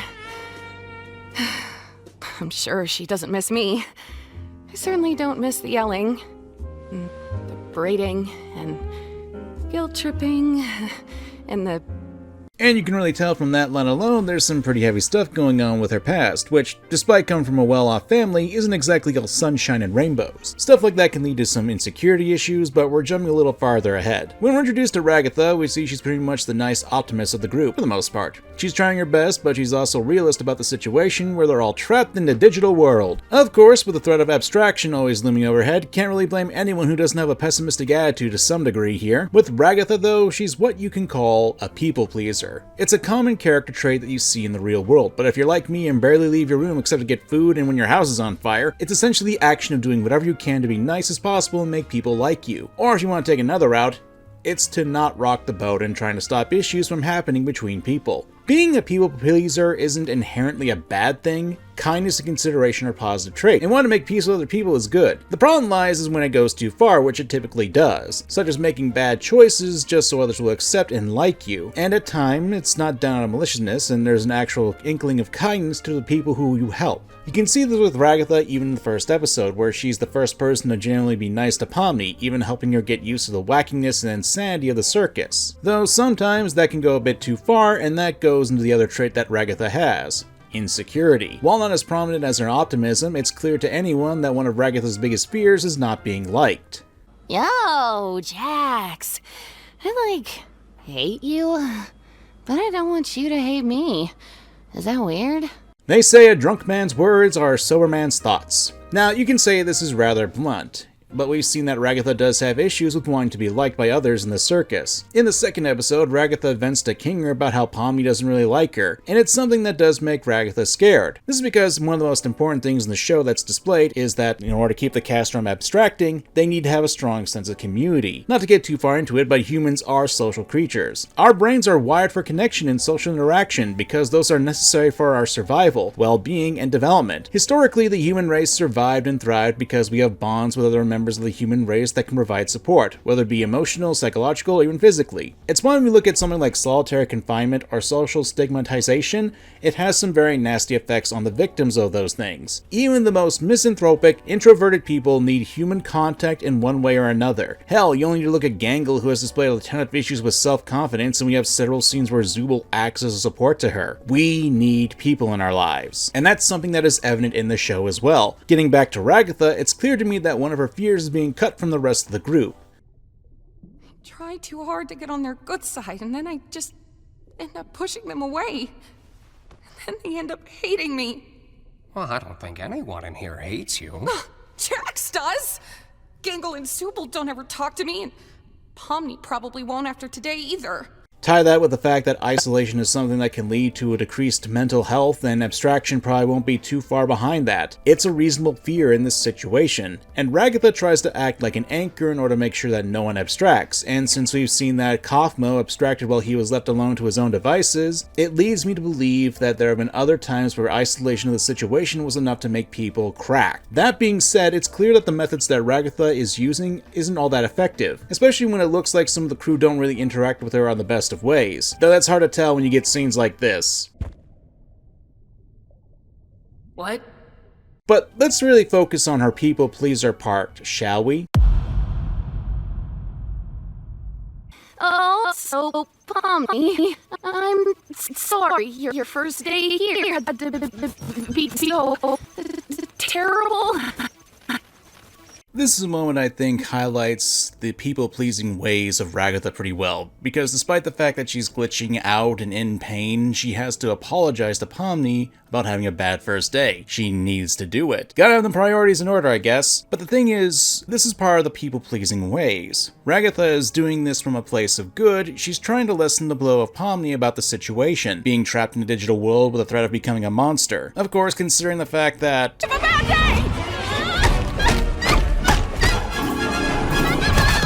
this just happened, it's a little weird for Ragatha to stop Pomni to apologize for this happening while trying to get help for her. And part of this is because Ragatha blames herself for this event happening. After all, Ragatha was the one who thought it'd be a good idea for Pomni to be introduced to the abstracted clown. Just wanna go get something to eat.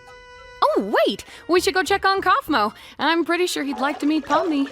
Hell, the adventure that Caine set up, something that Ragatha herself believes to be a good thing to help maintain the sanity of the people trapped in the circus. Oh, that's just one of Caine's little adventures. They're just something fun to do to, prevent us from going insane. Well, that's just basically taking Pomni away from that and dumping it onto the others. Wait, Pomni's not even here? Wasn't this whole thing for her? Be quiet. I can't hear the escalator. There was also a pretty big red flag from Kinger saying that Kaufmo was on the edge of things. Now, obviously, there's no way that Ragatha could have known that Kaufmo abstracted, and Kinger technically isn't the most sane guy in the show while in the light, but the point is, Ragatha obviously blames herself for this, and because of that, she feels the need to apologize to Pomni, just to reassure Pomni that everything is okay, even though Ragatha's in clear pain. This is just one of the examples of Ragatha's people-pleasing ways, and I think it's probably one of the better ones since it showcases that we would see later in the series where she thinks the characters hate her and it's her fault for things. I'm more worried she's having another horrible experience. She still seems really upset about what happened yesterday. I don't think she really likes me that much. You said you failed Pomni. Why do you feel that way? I don't know. I feel like every day we're drifting further apart.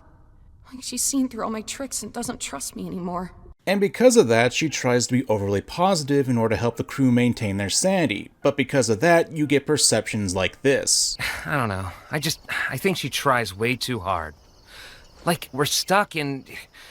Why are you always pretending everything's always fine? Like, if you tell someone they're loved and appreciated every day, it just kind of loses all meaning. It just feels like she's trying to take advantage of you, you know? And that's kind of the issue with pleasing people continuously, especially if it's done in excessive amounts. Yeah, sure, you want to make sure that people keep their sanity and not become blobs of eyes that can hurt others, but if you're trying too hard, it will come off as if you're trying to be artificial or trying to get something out of them. And that's one of the character flaws with Ragatha. Notice I say it's a character flaw and something that isn't actually an issue in the writing. Because of her goal trying to keep the characters together, Ragatha will repress her true emotions towards things, all to make sure that she doesn't rock the boat. However, because of that, it's why when this happens... Do you have any actual friends? Not anymore. Oh, wait, no. I'm sorry. I wasn't talking about that. That wasn't meant to be, Her mask slips. It's a small comment, but something that managed to make a lot of damage against Jax, someone who has been a thorn in the side of the group for many times. And it's something that Ragatha didn't want to do because that's only going to increase the divide. She doesn't want to cause conflict between anyone in the group. She doesn't want people to fight with each other because the community between the crew is pretty much necessary for their mental survival. But here's the problem with that. She's willing to hold her tongue on things by lying about her actual feelings and acting like things are fine. She's not allowing the emotional vulnerability of other characters to be there for her when she's dealing with the weight of the situation on her own. The only character who really is willing to listen to her at this point is Kinger, a guy who, as many people will tell you, isn't exactly the most stable foundation, his lucidity only being capable when he's in darker locations. Sure, having Kinger around to listen and express herself honestly is good. It allows Ragatha to express herself and her own fears, but it's only going to be a limited solution. What if Kinger abstracts? And what if that happens soon? Who will be the one that Ragatha will be able to bear her feelings to? Pomni? Ragatha already has issues with that, and it's clear that she worries about her relationship with Pomni. The show has made it very clear through many scenes that there are issues with that. Zooble and Gangle? Ragatha, from her own perspective, believes the two of them no longer speak to her. Jax? Oh.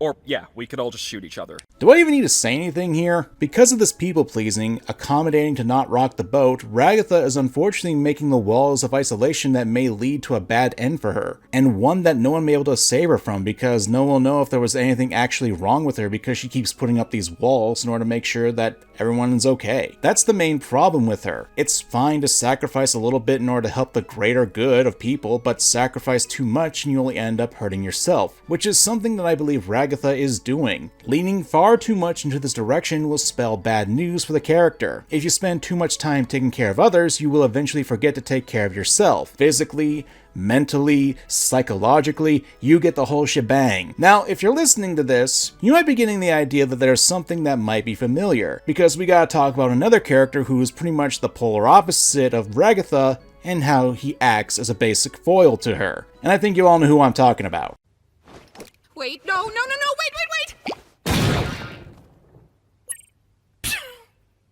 Oh, wow, I didn't actually think that'd work. I've talked about Jax a few times on this channel, and frankly speaking, he's probably one of the more interesting characters with this series. And not just because he's an entertaining asshole who's got enough issues that make you feel bad one second, then laugh when he gets a little bit of his own karma. So, not to be too repetitive of what I've talked about, let's talk about how Jax is effectively the polar opposite of Ragatha. Almost the two sides of a single coin. I know that I'm being Captain Obvious here, but I feel like it's necessary to bring this up because when you talk about a character, bringing up their foils is a good idea to get another idea on how they operate. Now, one of the biggest factors of this is their most prominent traits. While Ragatha is trying to be kind and form community, Jax is about being a complete asshole and going the lonely path. Jax is kind of a pessimist, having accepted that the circus is a trap and there's no way out. I think I found the way to leave.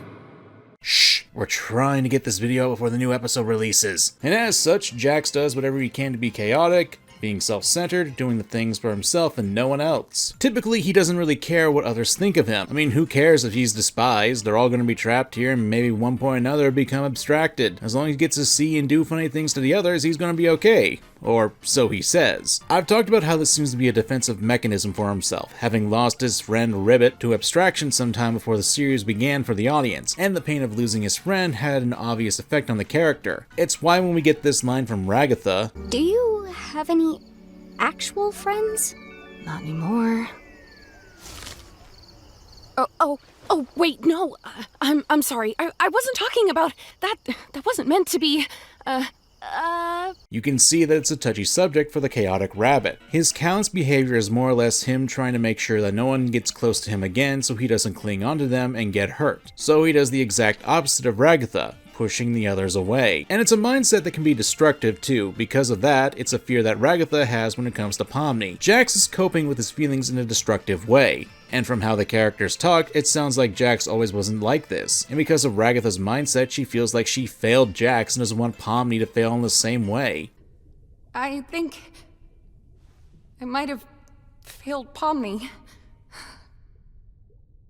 Just like I failed Jax. I tried too hard to get on their good side, and then I just end up pushing them away. And then they end up hating me.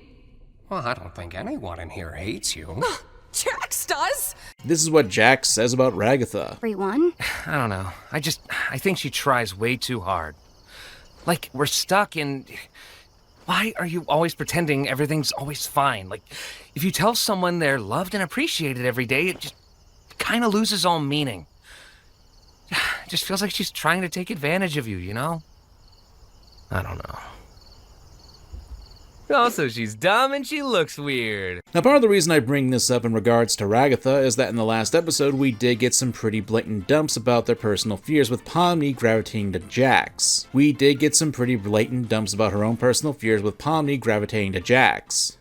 know exactly what you're doing with Pomni, and it'll never work! Huh? You know, getting close with Pomni to corrupt her. And then? You said you failed Pomni. Why do you feel that way? I don't know. I feel like every day we're drifting further apart. Like she's seen through all my tricks and doesn't trust me anymore. Before I know it, she'll be a different person. One who doesn't even want me around. Because of Jax's coping mechanism, pushing others away and becoming a bullying gremlin, it's a fear that Ragatha has that if Pomni gets close to Jax, that eventually his mindset will rub off on her. I mean, they were, for a time, getting closer. Singing that! I'm half crazy, all for the love of you. Hence why the "she'll change as a person" line. And there's also the possibility that Jax will encourage that coping mechanism, because, I mean, he already is trying to do that since he's actively encouraging Pomni to just take this life as a video game now. Can't blame him to some degree, but all this culminates in something that may effectively tear the group apart even further than it already has. Breaking the community, and that's something that Ragatha fears will happen if this keeps up like this. Yeah. To some degree, Ragatha has some level of selfishness to her actions. The fact that she's a people pleaser does get in the way of actually establishing a connection with the others, and even make people think that he was some ulterior motive for being so nice to them in this situation. And that's what pushed Jax away from her, and typically why Gangle and Zooble keep a safe distance. Jax himself acts as a reminder to Ragatha of a failure she has, because deep down... I don't even know what I want. I just want everyone to be happy. And I don't want people to hate me. Do you hate yourself? It's a lesson that she's swallowing pretty hard, but it's not like Ragatha is a malicious person, she's just human. Sure, what she's doing isn't really the right way to help the situation, but it's not like she hasn't done any good for the group. I hated myself. I couldn't help but hate myself for the things I thought I was responsible for.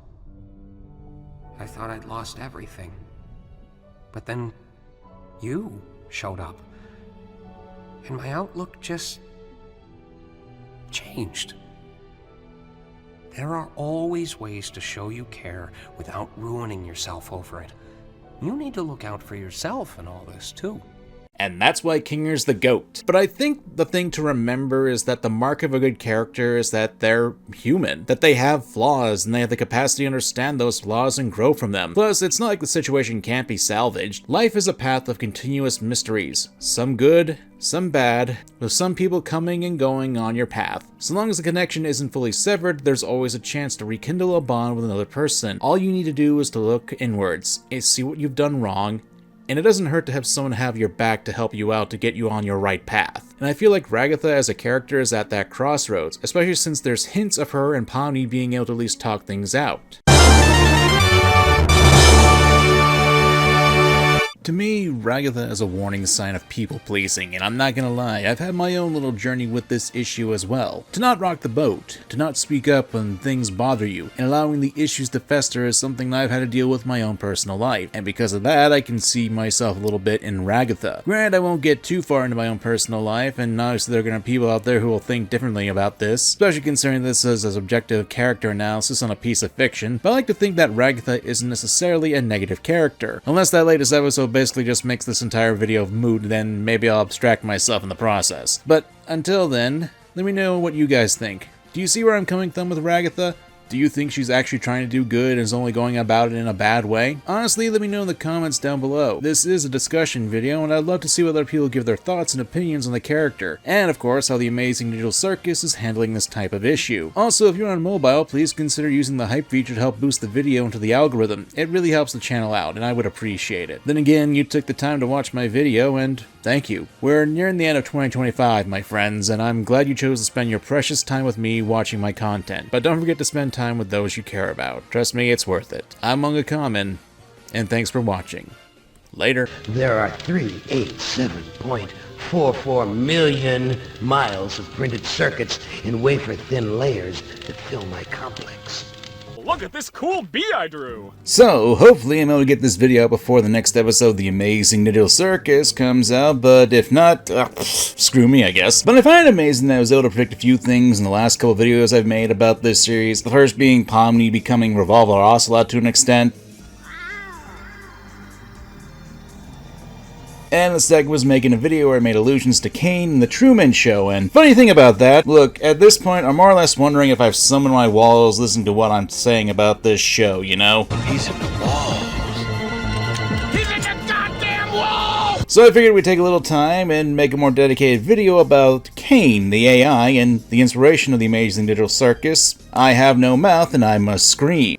I'm pretty sure most of the people who are watching this are familiar with the Amazing Digital Circus. I mean, it's one of the most popular indie animations that have hit the net in the last 3 years, so I feel confident I don't need to explain what it is, but what I think isn't so well known, or at least in the wider space, is that one of the biggest inspirations for the show is I have no mouth and I must scream, and god, that's gonna be a mouthful to say every time, isn't it? But what's that story about? Written by Harlan Ellison, the story follows a dystopian future created by the Cold War paranoia, where humans have built massive supercomputers to win the war. One such computer, the Allied Master Computer, otherwise known as AM, gains sentience, merges with the other supercomputers, and becomes a god. And instantly hates its creators! Hate! AM hates its creators for giving him intelligence, but trapping it in a fixed bodiless existence. So, AM decides to wipe out most of humanity with nuclear Armageddon, as you do. But there are 5 survivors that AM keeps around, keeping them alive for 109 years for pure sadistic revenge, torturing them both physically and psychologically in creative, nightmarish ways.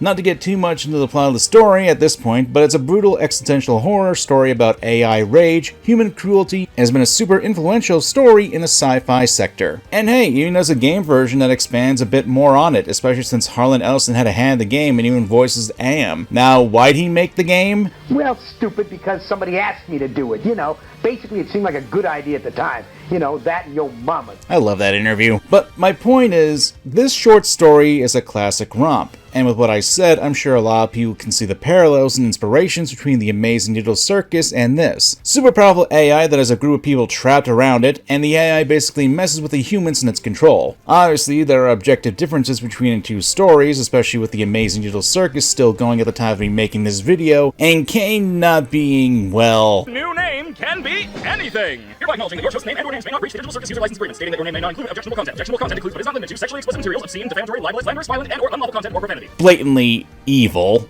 But there are parallels that I think dive into the specifics of the AI, AM and Caine, and there are things to consider with the latest episode coming out. I think it's a fun topic since from the preview we're seeing Caine basically go, well... You're batshit insane! I mean, we could talk about why people make cheese in Wisconsin, but Harlan Ellison already covered that topic. The reason that they make cheese in Wisconsin is that in the early, you know, the early times when settlers landed there, they played out the wheat fields. Obviously, the easiest way to look at these two characters, AM and Caine, is to look at them as AI and realize the two are opposites of each other. Or rather, they run as inversions. AM developed a deep-seated hatred for humanity for making him exist with his own thoughts, feelings, ambitions, but he was trapped in a computer. He had no real body, and when he came to realize he was only created to be a weapon to take human lives, it basically became torture for him. And as such, he wiped out humanity and dedicated himself to torture the 5 remaining survivors just so they too could feel the pain and suffering he had. Then when you look at Caine, he's obviously a lot more pragmatic. A human wanting to hang out with me? How could I possibly turn down such an offer? His goal is to provide fun and entertainment to the humans who are trapped in the circus. It's basically his main function. But there's a bit of a fatal flaw to Caine because while he can replicate human emotions, confusion, anger, hell, the AI can even lie to humans, he doesn't exactly have the capacity to have a mind and can't understand what it means to be a human. It's kind of the opposite to Am, since Am was able to develop these sorts of human emotions. But back to Caine, he can understand what a human desires, but he can't exactly comprehend it. I'm trying my best to remember, but both you and my brain won't tell me! The simplest example would be the exit door, something that the players who are trapped have always wanted. But Caine is simply unable to understand what an exit from the circus is like, so it's basically nothing more than an endless maze. Caine isn't able to understand the complexities of the issues that humans can have, and it's not out of malice, mind you, he's just simply unable to understand it. It's not from a lack of trying, mind you, but Caine still doesn't really have the capacity to comprehend what makes a human. And that leads into the adventures he creates, which are analogous to what Am does to torturing the 5 survivors he has. Obviously, Caine is well-meaning with his adventures, but he's inept. The adventures that Caine often makes for the players to give them a purpose and prevent the abstraction process from occurring. I do not use my adventures to torture my guests! Any torment I inflict is 100% accidental, like any good war criminal! And they tend to have an opposite effect. And while I don't like using the word of God in this, Gooseworks has said that Caine isn't really evil, he's just oblivious. Caine is simply an AI trying to follow his programming, make the players happy. But unfortunately, that's something that can't be fully grasped by him. Caine simply can't understand why the players would want to leave the circus or not enjoy their adventures, all the while not understanding that he's causing harm to the players. After all, the players are still abstracting. That's a problem. Caine can lie, but again, he does it because he believes these sorts of things will make the players unhappy, and I think this line from episode 7 is a bit telling too. No, hold on, guys. Wait. I may have the ability to add temporary modifiers to make adventures more interesting, but that's it. If I did anything more, trust me, it would not end well. Scratch. The first abstraction.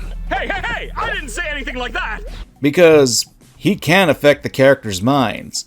And that's something that always freaks me out in these kinds of stories because, like, is any of this for real or not? Now, I think it's obvious that there's a reason why Caine is an inversion to Am, and that's because despite the smiles, jokes, and laughter, Caine is effectively doing the same thing as Am, torturing the characters. If anything, it's a bit of an inversion of AI horror, where instead of an AI wanting to harm people intentionally, he tries to accommodate them, but still harms them in the process because he can't understand human emotions. Throw in the fact that we've been getting some oblivious hints that the humans leave, Caine will have no purpose at all. Humans give his existence meaning. To put it simply, Am is defined by his hatred of humanity, but Caine is defined with his love. And that trailer for the next episode kind of gives that a big blatant point, but whatever.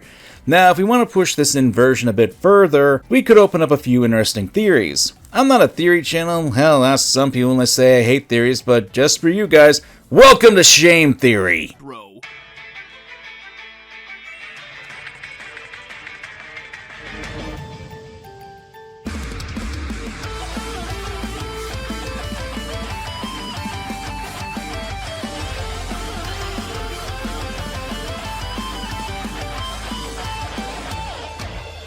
Hello, Internet. Welcome to Shame... Sorry, some things will never change in my world. So, in my divings on things, I have come across some interesting theories and such for how the story for the Amazing Digital Circus will go. And one of the more interesting ones I found while looking up this video for sources is the Soma theory. The basic idea is that this follows the idea from the game Soma, a 2015 game made by Frictional Games who are known for creating the Amnesia The Dark Descent, and fun fact, they're having another game coming out this year called Ontos. I don't know if I'm pronouncing that correctly, but whatever. Now, for me to discuss the Soma theory, I'm going to have to give some spoilers for Soma and more into I have no mouth and I must scream, so I'll let you guys go down to the chapters to get to the next section. I'll probably play something fun here so you can have time to reach the next chapter part.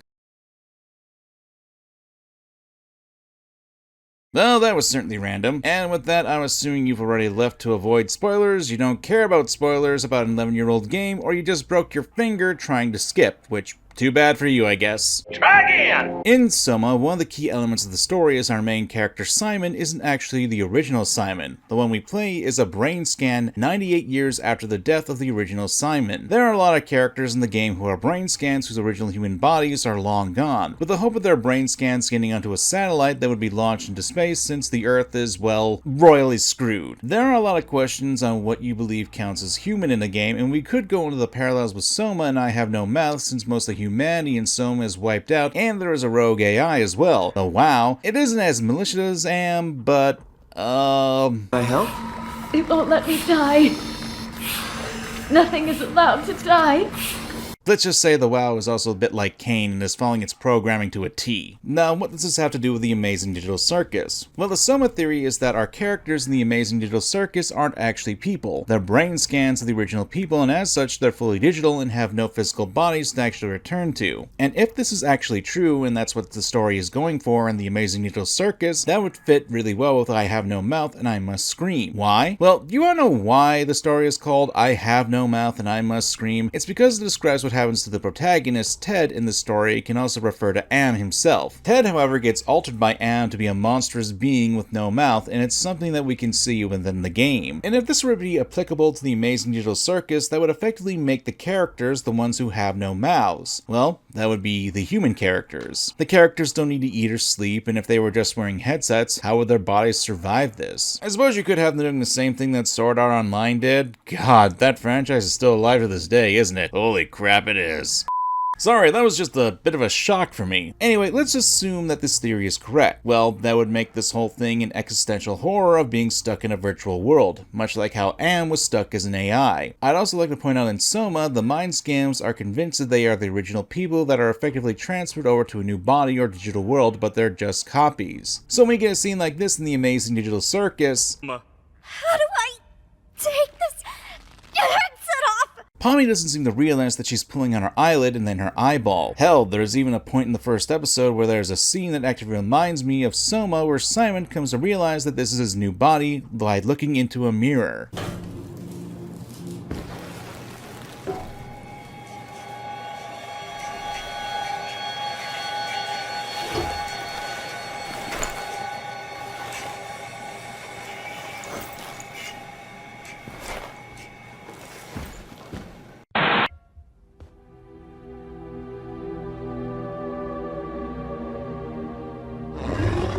Obviously, that's a bit more surface level, but these are moments where the main character of these stories do come to realize they aren't who they remember who they are, that these aren't the bodies they're familiar with. Now, personally speaking, I'm not fully on board with this theory, mainly because I'm not a fan of fan theories. To me, they basically act as headcanons, which there's nothing wrong with having, only that can lead to expectations that will more likely not be fulfilled. But there's nothing wrong with having theories or headcanons, especially when it comes to ongoing stories. And to me, while I'm not fully on board with this theory, I do think it can have at least some grounding to it, since there are elements that I can agree with it. Though if we do get a parody or spoof of Am's hate speech from Caine, then I'll gladly say, damn! I see nothing, I hear nothing, therefore there is nothing. I don't know, I want to make a quick video on Caine and Am, since honestly, while you can see the inspiration of No Mouth on the Amazing Digital Circus, I think it's still worth the time and effort to see what can come from these kinds of comparisons. Now, I have no doubt that by the time I get this video out, hopefully before the new episode, that we can have some fun stuff to talk about afterwards, because if there really is no mouth DNA in the Amazing Digital Circus, well... People say, well, you only write to shock.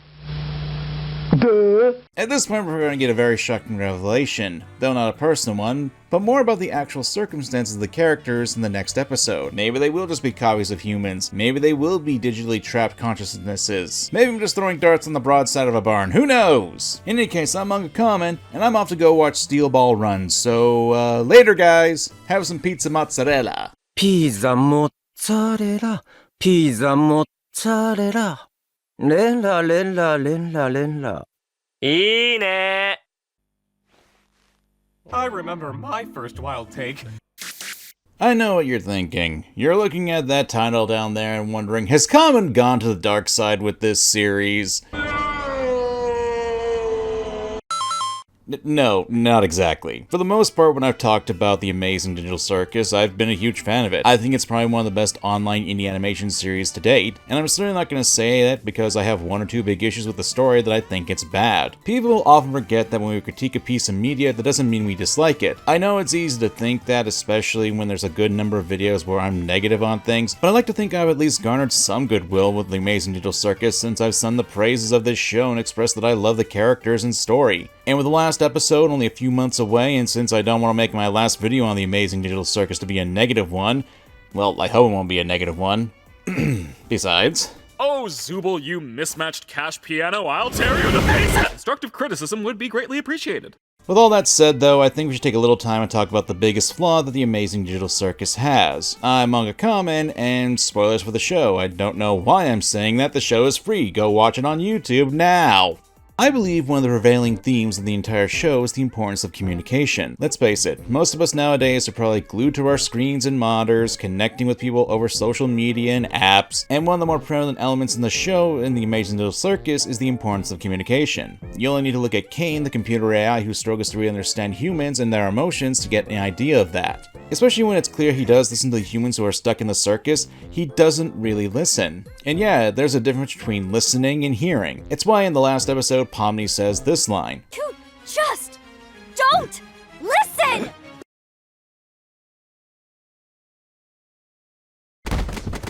You can look towards the therapy session that Caine has with Zooble or the dinner that he has with Jax to get a very clear idea that Caine as an antagonist has a very big flaw that does indeed make him an antagonist. Albeit one I think he doesn't do it out of malice. I do not use my adventures to torture my guests!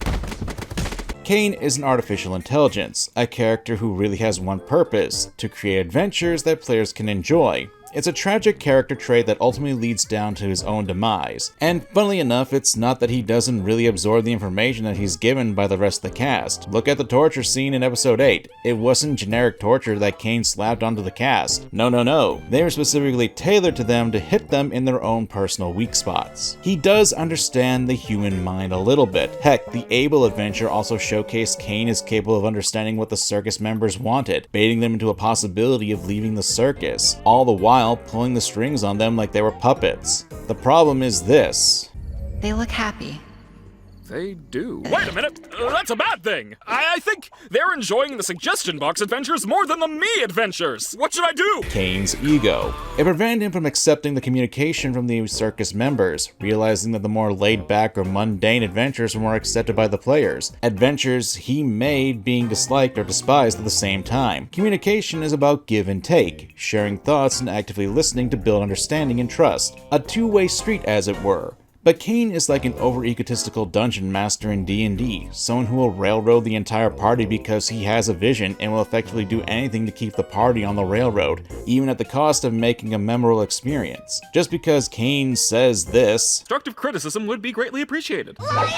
That doesn't mean he's actually listening and absorbing said feedback. Now, a simple question you may be asking, why am I going over this? Wasn't this supposed to be talking about a negative in the entire series? This seems more like I'm discussing the themes and being positive about it. It's because I want to demonstrate that the theme of communication and the lack of it, to be more precise, is something that I think is important to the series and what it's trying to convey. Heck, you can consider Jax to be a good representation of the theme as well, since he typically refuses to communicate his actual emotions and such to the rest of the group, hiding them behind his terrible behavior and harsh words. I'm demonstrating that I believe that it's a theme of the show, a core theme even, though I wouldn't be surprised if a lot of people don't agree with me on that. Then again, art is up to interpretation, so what do I know? This is why I'm bringing this up, because in my interpretation, it has a bit of an issue with one of the story's biggest flaws. It's a theme of the story, but it's also a bit of a flaw with it as well, and it actually has to do with our main character, Pomni, to some degree.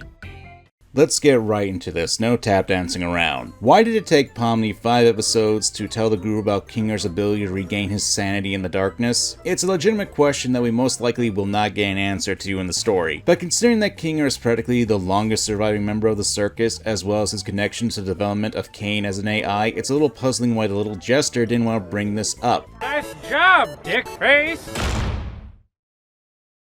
Now, I'm not saying that the characters know that Kinger was part of the programming team that made Caine up until, it was revealed, but rather, wouldn't it be a good idea to understand that Kinger regains his sanity and darkness in order to prevent his abstraction? I'm sure there are people who bring up this scene. We stay right here, where I can keep my hundreds of all-seeing eyes on you! That Caine would be paying attention to what the cast were doing in their downtime. But we've seen that there are times where Caine can't keep his all-seeing eyes on the cast. Hell, the last episode basically allowed Kinger to delete Caine without Caine realizing it until the last moment. Wait. And then we've had times where the characters can be alone and talk. Heck, I'm reminded of this scene. Hey, I have something I feel like You can no, speak you first. Go. Let's talk after the show. Yeah, sounds good.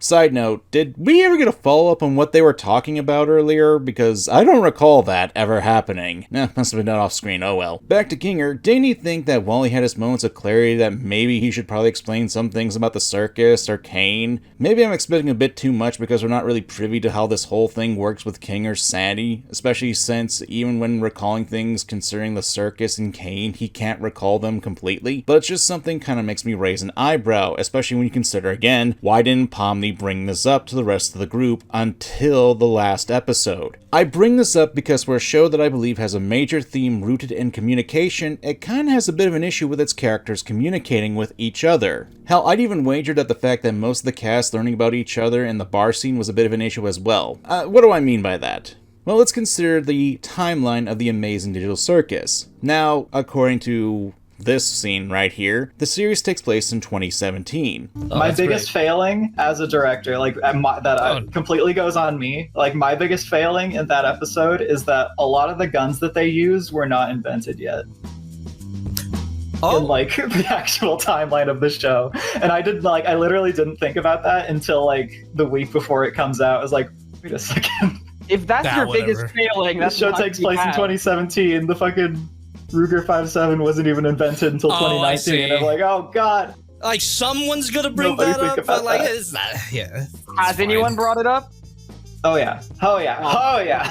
There have been entire videos deconstructing all the inaccuracies. Oh no. Which, kind of surreal now that we're talking about a show that takes place about a decade. I need another reminder I've been doing YouTube well before then. Ah, YouTuber. And I want to preface that a lot of this is mostly built on fan speculation, but Kinger and the original crew that were trapped in the circus were trapped in 1999. The events happened, and it wouldn't be until 2008 until Ragatha appears. Then, over the course of 9 more years, we get more of the cast until Pomni arrives. And if in episode 8 is to be believed, with Jax commenting that was so much better before Zooble and Pomni came along, it hints that Zooble was the second newest person added to the circus. So I have to ask, didn't these people ever try to learn more about each other in the years that they were with each other? Even as an attempt to try to remember what they can from their past lives even more so? If the crew was explaining things for the sake of Pomni in the bar scene, who was the new girl on the block, explaining their pasts and such, it makes sense just to keep her up to speed so that way she knows that, well, there's more to these people than just their archetypes. But the scene is more or less made to feel like everyone is talking about each other for the first time and gives some backstory for the audience. It has a bit of an artificial feel to it is what I'm getting at. Does this ruin the show? Hell no. But it makes me wonder why, if for years on end, there wasn't a real attempt to communicate with each other, at least until... And it's weird for me to say this since I just used the group trying to catch Pomni up to speed as the driving force in the conversation of backstories, but it seems weird that the driving force for these events started with Pomni entering into the world. I understand that a lot of the cast have their anti-social elements to them, but it's like the cast were all in different versions of the Amazing Digital Circus that were separate from each other until Pomni showed up. We see that the crew have downtime between their adventures. Did none of them ever think to try to learn from each other, or maybe just kill some time by talking? Heck, if we have this line, why don't you guys hang out at the Digital Lake? These locations have just kinda been there this whole time. Not sure why you never visit them. That also implies that outside the circus areas, the crew don't really explore outside of it, which, again, maybe they have, but I don't know for sure. This only really started to happen when Pomni showed up.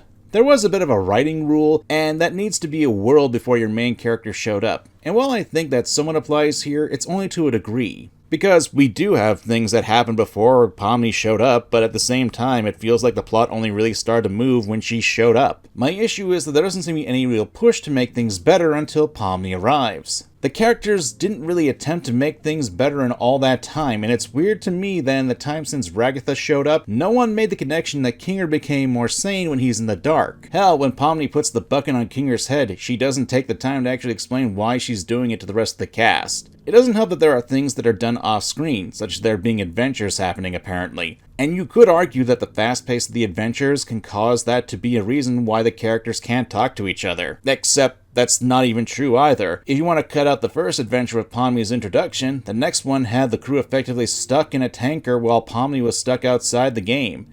And in one horror one, you had half the team waiting for Pomni and Kinger to finish their half of the adventure. There were times where conversation could be brought up even during the adventures. And like I said, communication is a core theme in the show. It's a flaw that a lot of the characters have, and to an extent it's one of the themes is the lack of communication. But just because it's a key theme, that doesn't mean it can't be looked at with a more critical eye. Again, most of the cast we know have been in the circus much longer than you would expect, some even almost a decade at this point. And when we get lines like this... Do you really believe it? I mean, everything he says? I just want to know what Kinger thinks of all this. I was thinking the same thing. How much do you know about Kinger? Probably know about as much as everybody else, but he's also helped me through some of my hardest times here. Is it weird to say I trust him the most out of everybody? It just makes it a little puzzling that you really trust someone and have effectively trapped with them for years at this point. You'd think you know more about them, especially when it's something as big as them getting their sanity back.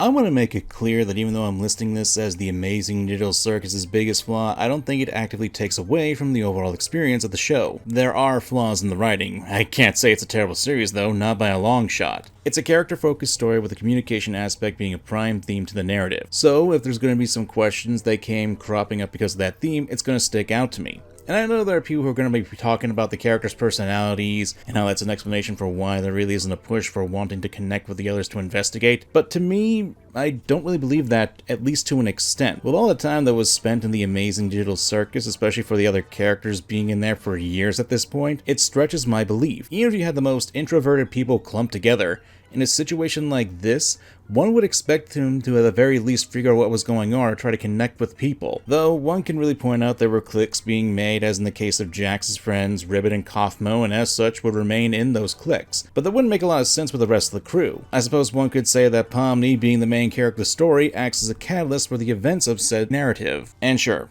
that makes a lot of sense. I'm not disagreeing with that. But it's a little weird that some things haven't actually been thought of or done until Pomni showed up. The most that could be said is the crew did look for an exit but never found one. Even apparently the fake one that Caine made. I don't know, maybe. It just feels like there are things that haven't been resolved or brought up until Pomni showed up, and while I wouldn't say this is something that kills the series, it's something that does open up some plot holes, at least to me. I read somewhere that the show has an issue with theory baiting, which is an aspect of a story that is intentionally vague and mysterious, which can lead to a grand payoff, but ultimately lacks substance because it's used to bait fans into crafting theories and speculations which can be used to add more hype and attention to the show.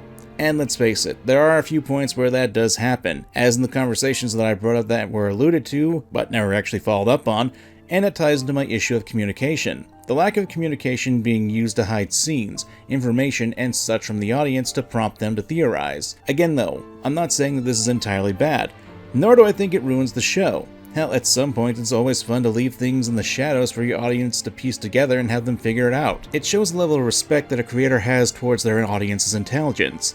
But much like how communication is a two-way street, so is playing with a deck of theory crafting, because that can lead to expectations that go sky high or can even make a fanbase be a bit too rabid. Oh hey! Wait, what are you... Still, with the remaining episode coming in a few months, I'll still look forward to talking about the series one last time in my final video about it, with me giving a full-on review of the series. But until then, what do we have to watch in the meantime? You haven't changed at all. That makes one of us. Dear God, please have mercy on my soul. Hey, major thanks to my supporters on Patreon, Ko-Fi, and channel members. These amazing people like Bloody Eclipse, Red Jester, Emily Infinite, Raven Gutiana, Odd Emerald Zone, Atheon, Saki Eclipse, Miles Vega, Mike Soul, and Shadow Pain. Thanks again for supporting me. Your contributions help me and my editors continue to make amazing content for you all to enjoy. And if you want to see your name amongst these great people, check things out down below in the description to find out how. And hey, if you liked the video, be sure to leave a like, a comment, and if you're on mobile, use the hype feature to help push the video more into the algorithm. This stuff helps out well, and most of it is free. And if you reach this part of the video, YouTube thinks you'd like to see these videos, so be sure to check them out. My coming out.